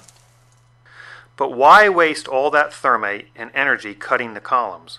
Why not attack the weakest areas instead? Can thermite cut bolts? I guess it can. But what if just the head of the bolt is exposed rather than the nut and the threads? Can thermite be configured to cut just the bolt head? I guess it can. And without any evidence on the other side. I don't think that something like my piston-driven box cutter was bolted to the office walls, or trash bags full of thermite used. It's more likely that any pre-weakening thermitic material were hidden inside the perimeter box columns. I had a replica of a segment of the WTC box columns made up. And like the Trade Center iron workers, I bolted the segments together. It made 2 sets of my 2 bolt blasters, placing them in the access hole. Let's listen to another eyewitness. Like, it sounded like gunfire, you know, bang, bang, bang, bang, bang, and then all of a sudden, 3 big explosions. Is it even possible that thermite could do this? I guess it is. I made a 4-sided box cutter split in 2 pieces so they could be inserted inside the column. I held it up on the burnt-out bolt blasters and thought I could hold it down with magnets. Let's see what happens. I think my box cutter blew about 30 feet up, consuming valuable energy and trimming my tree in the process. Nevertheless, the inside of the column was cut about 3/4 of the way through. Were thermitic devices or maybe explosive nano-thermite sprayed inside those box columns? I'm not sure. And I'm not sure why this handhold is so large. Or why the side of this box column looks like it's blown outward. Or why 3 columns have a more intense glow, followed by 6 columns that don't, followed by another 3 that do. But I have an idea. But I do know that it's impossible for jet fuel or an office fire to melt steel or iron, which means the official story is wrong. Yet despite all the overwhelming evidence of explosions in molten steel, some people will still believe that this is aluminum and believe Building 7 fell naturally from an office fire. But those people will believe anything.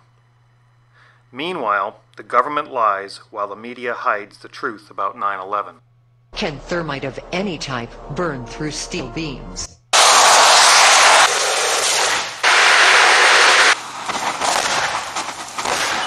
I guess it can. Isn't it time we use physical science rather than political science to investigate 9/11? Beautiful. Beautiful.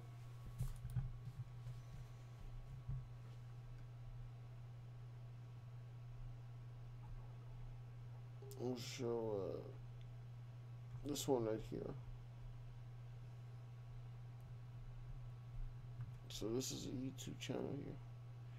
Let's go with this one, and then we'll call it a wrap.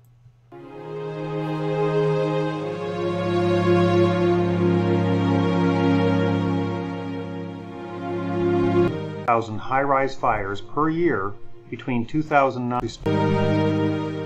According to the NFPA, U.S. fire departments responded to over 14,000 high-rise fires per year between 2009 and 2013. For over 100 years, no steel high-rise building ever totally collapsed, even after the worst of fires. Despite the tragedy of those that perish in the smoke and flames, firefighters could always enter steel-frame high-rises, confident the entire building would not collapse, causing sudden death. The reason for that confidence is because high-rise structures are specifically designed to resist extreme heat for long durations. Some high-rises, such as a Dubai Tower, have experienced 2 major fires, yet neither fire caused a collapse. So most were shocked when 3 buildings were completely destroyed, which resulted in the sudden death of hundreds of firefighters and thousands of others on September 11, 2001.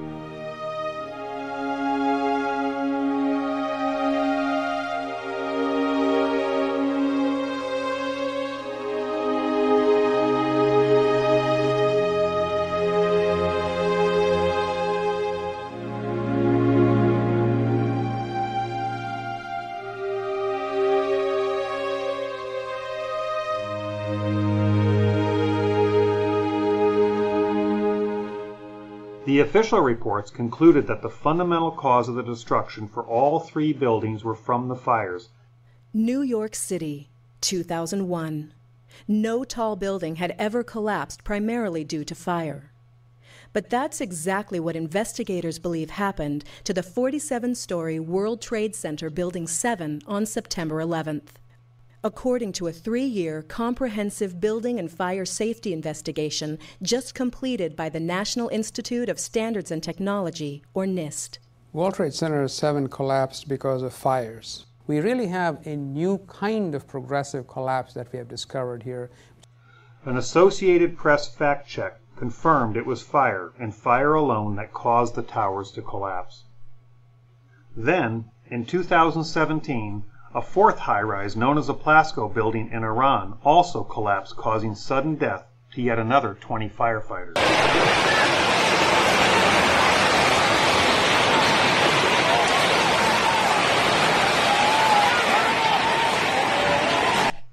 So why, for over 100 years and thousands of fires, were steel frame high-rises structurally safe, yet already in this century 4 have experienced a devastating total collapse?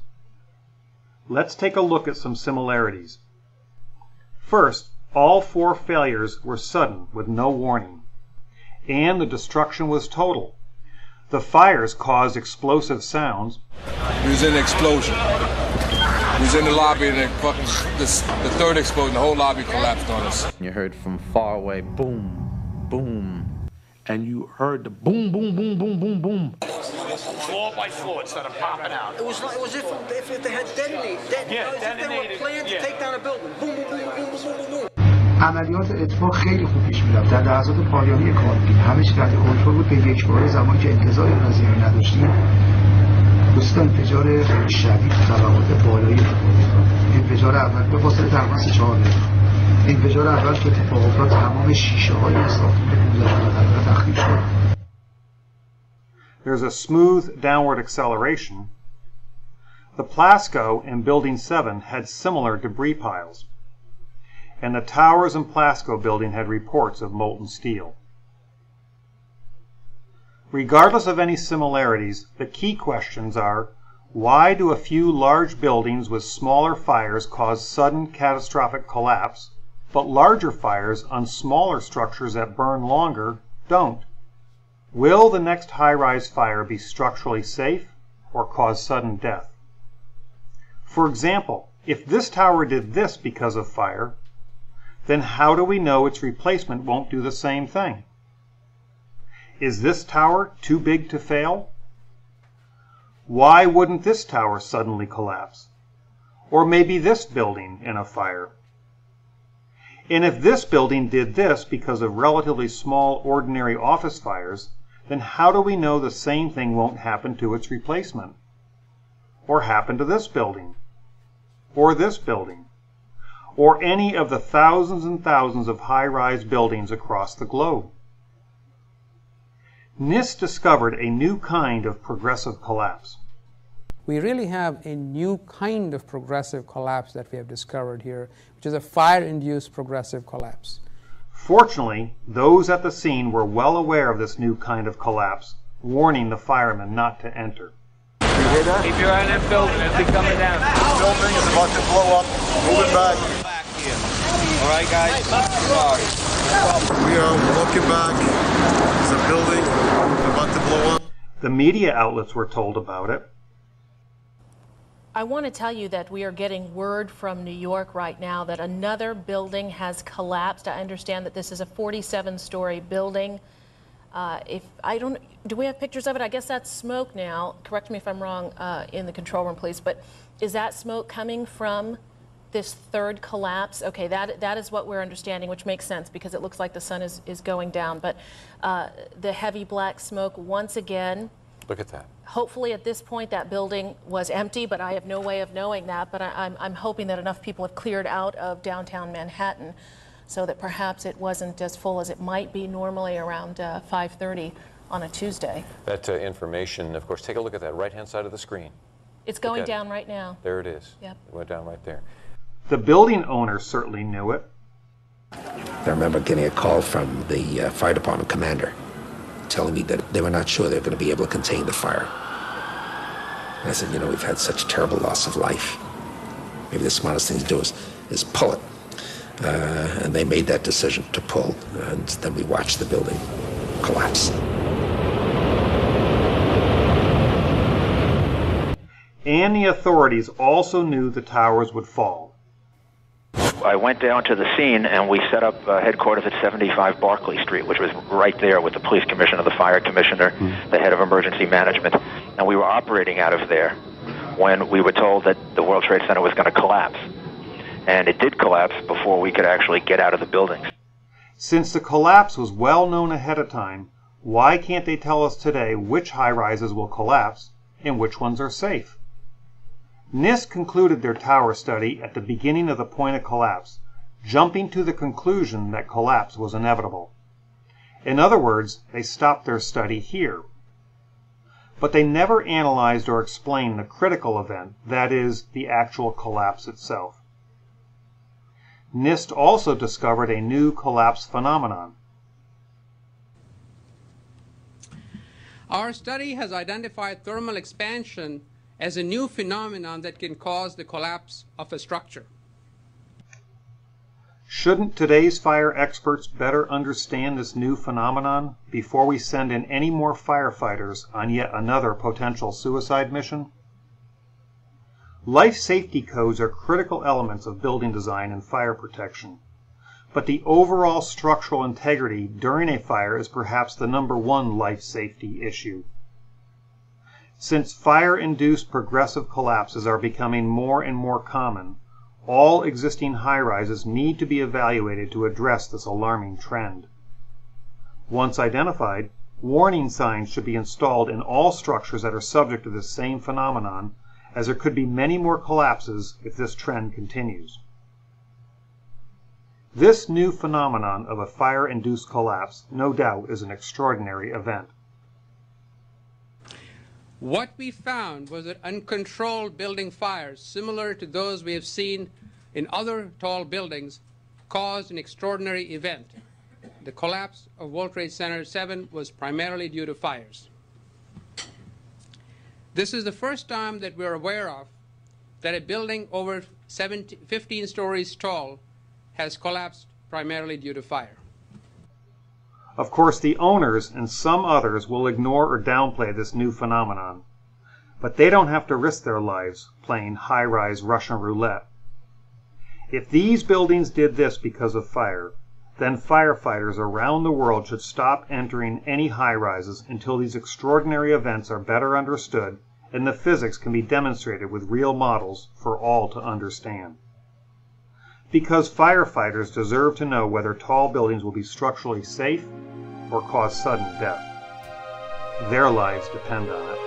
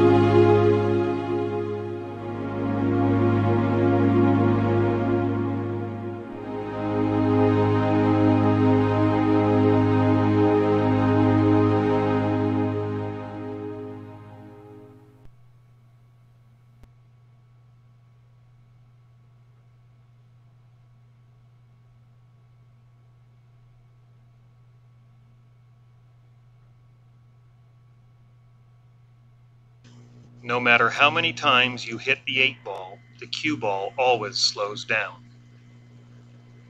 No matter how many times you hit the nail, the hammer always slows down. And it doesn't matter if it's an elastic collision like that cue ball, or an inelastic collision where they stick together like these toy cars. The object that does the hitting always slows down. It also doesn't matter if the object is broken down into smaller pieces, as the speed of the object hitting all the pieces always slows down. Conservation of momentum is a fundamental law of physics that cannot be broken. So what do the fundamental laws of physics have to do with the events of 9/11? Everything. Most people don't realize that World Trade Centers 1, 2, and 7 did not slow down when they fell. Careful measurements, such as this one by David Chandler, clearly indicates that the velocity of the roof of the towers actually sped up. How can this be? The National Institute of Standards and Technology, or NIST, was tasked with investigating the collapse, but they stopped their investigation at the very moment the roof began to fall. By stopping their study early, they never addressed the physics of the actual fall and just assumed that the collapse was inevitable. But in science, one needs to be very careful when making such bold assumptions. Instead, NIST relies on the work of Professor Bazant and others with their collapse analysis. To explain the energy needed, their hypothesis relies on the notion that the upper block physically crushed the lower concrete floors into dust. They claim the upper, smaller block of the tower crushed the larger, lower block down to the ground, and then the upper block finally crushed itself. In addition, they state that a simultaneous crush down of the tower and crush up of the upper falling block is impossible. But independent analysis refutes the official hypothesis because we do not observe a deceleration or jolt, which is necessary to crush the concrete below. In addition, any block that is dropped on a larger block of the same material would in turn also destroy itself well before it could destroy all of the larger block below. Newton's third law of motion says that for every force there is an opposite but equal force. So any force imparted by a falling block striking a lower block must also impart the same force on the upper block. What the independent studies are really saying is that there is only one mechanism that could cause an accelerating roof, and that is if some outside force, such as explosives, remove the supports below first, allowing the roof to speed up. Obviously, both hypotheses cannot be correct, so how can we tell who's right? By conducting some experiments, the arbitrator of opposing hypotheses. Richard Feynman was a brilliant physicist and a member on the panel that investigated the Challenger disaster, who conducted a simple experiment using ice water to demonstrate the effect of temperature on a piece of the shuttle's seal. He said, "It doesn't matter how beautiful your theory is. It doesn't matter how smart you are. If it doesn't agree with experiment, it's wrong." Let's observe some simple experiments to help resolve the following questions. Does the upper block of material slow down or speed up when it hits the lower block? Can the upper block destroy a lower block of the same material without destroying itself in the process? And can the crush down of a lower part be simultaneous with the crush up of the upper part? In order to control the direction of the falling blocks, I built a frame guide rail system out of aluminum angle that was slightly larger than my test blocks. My first material was ice. Raising the top block, I let it fall on the lower block and observed the results. The first thing I observed is that the top block decelerates very rapidly. The second thing observed is that both the upper and lower ice block disintegrated in part each time it hit the lower mass. The ice was difficult to completely break, taking over 100 drops to reduce its size, which is why only excerpts of this video is shown here. Eventually, the upper block broke to such a small piece that it was no longer usable. The lower block was broken about the same distance, however, most of the lower block remained intact. A weak mix of mortar was poured into forms and cured for approximately 1 day. Using the same guide rails, the top block of mortar was dropped onto the larger lower block. Just like the ice block drop, the top block decelerated the moment it hit the lower mass. The lower block did not shatter, but rather slowly chipped off at about the same rate as the upper block. I continued to drop the upper block many times, and again the video is truncated for brevity.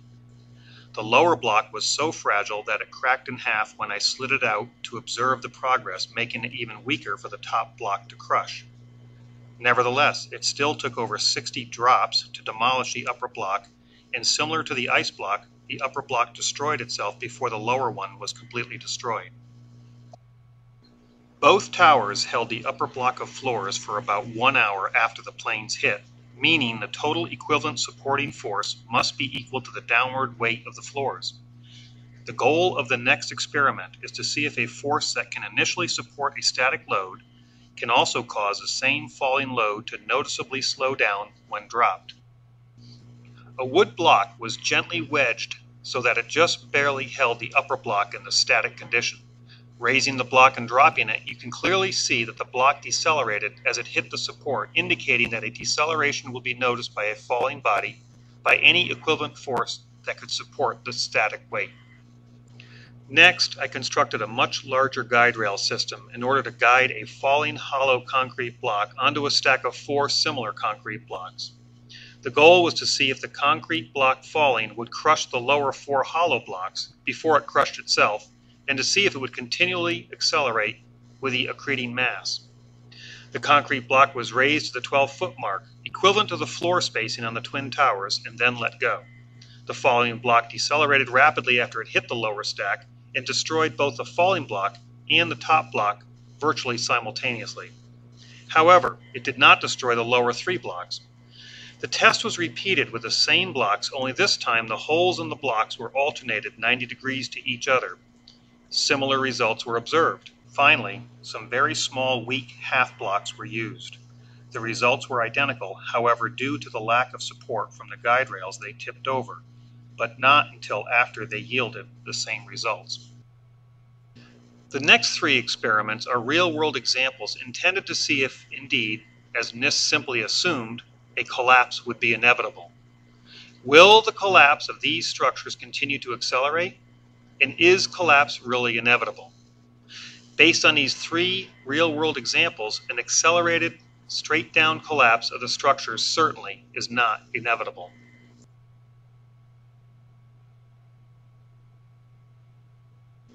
These are simple experiments, but like Feynman's ice water used for the space shuttle, they demonstrate fundamental laws that will not be fooled by the so-called experts, even with all their funding and fancy equations. What was demonstrated by this experiment is, 1. Any upper block of material must slow down when it hits any mass or force that previously supported it. 2.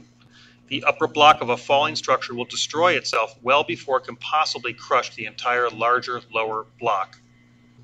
3. The crush down of the lower block can be virtually simultaneous to the crush up of the falling block. The fact that the upper block of the World Trade Center was observed to speed up cannot be explained with a natural gravitational collapse. What you are observing are rapidly timed explosives blowing out the supporting structure, allowing the roofline to accelerate. Explosives also account for all other evidence found, such as the eutectic steel found by FEMA, the iron microspheres found by the USGS, and the high explosive active Nano-Thermite found in the dust, none of which was addressed by NIST. Perhaps there are experiments that support the official hypothesis that match what we observed, but I cannot think of one. There is no sense trying to support the official position with words until such time as a repeatable experiment that clearly demonstrates what we observed can be presented. Since the experiments does not match the Bazant hypothesis, it's wrong. NIST assumption that the towers collapse was inevitable is also wrong. The controlled demolition hypothesis is the only one that can be supported by experiment using the scientific method. Always remember the thousands of people that were intentionally murdered that day, and the unnatural acceleration of the towers that defy the laws of physics without assistance from explosives the next time you hit a nail with your hammer or play a game of pool.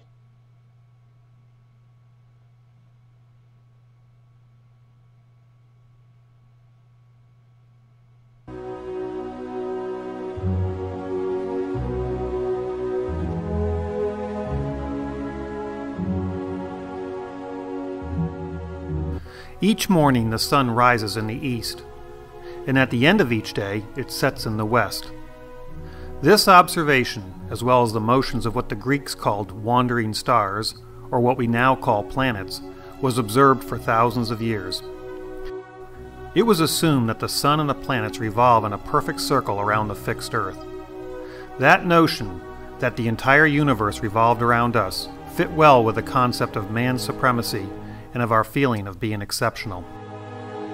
Religious, as well as academic text, taught this geocentric universe, and all the great thinkers, such as Aristotle, agreed. Ptolemy described the planetary motions in a 13-volume treatise called the Almagest, which was used for over 1,000 years. Sometimes the motions of those wandering stars or planets appear to go backward or retrograde from its normal path.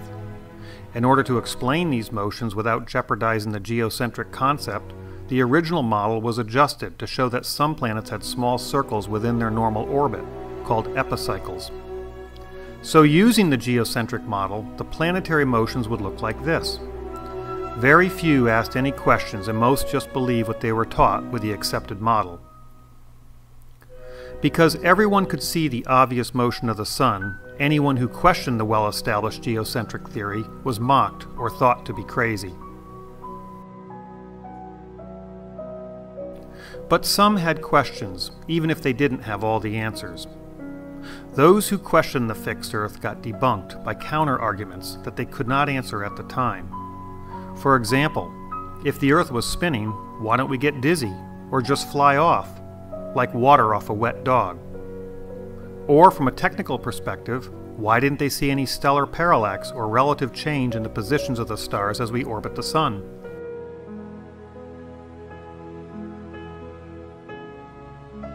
Yet even though the motions of the planets is a scientific question and not a political or religious question, those who persisted were charged by the authorities as being a denier, or waterboarded, or indefinitely detained under house arrest, or burned at the stake.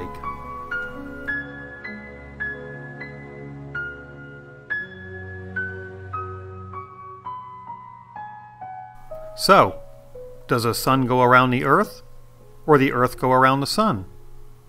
How do you know? How do we know? The reason we know is because careful measurements found small anomalies, and those little details did not fit using the established geocentric model. From the authorities' perspective, those details were the devil and had to be ignored or suppressed, because their dogma could not explain them.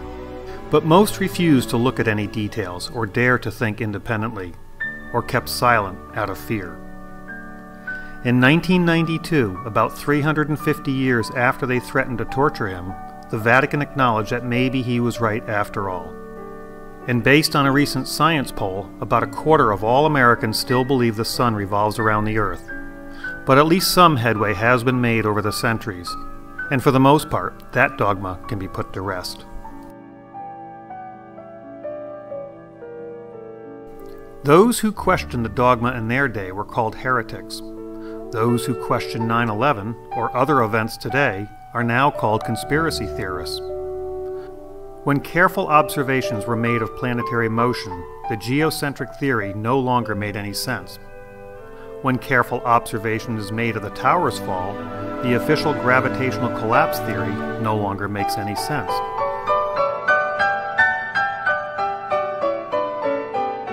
Observations through telescopes revealed round moons orbiting Jupiter, so the notion of everything revolving around the Earth no longer made sense.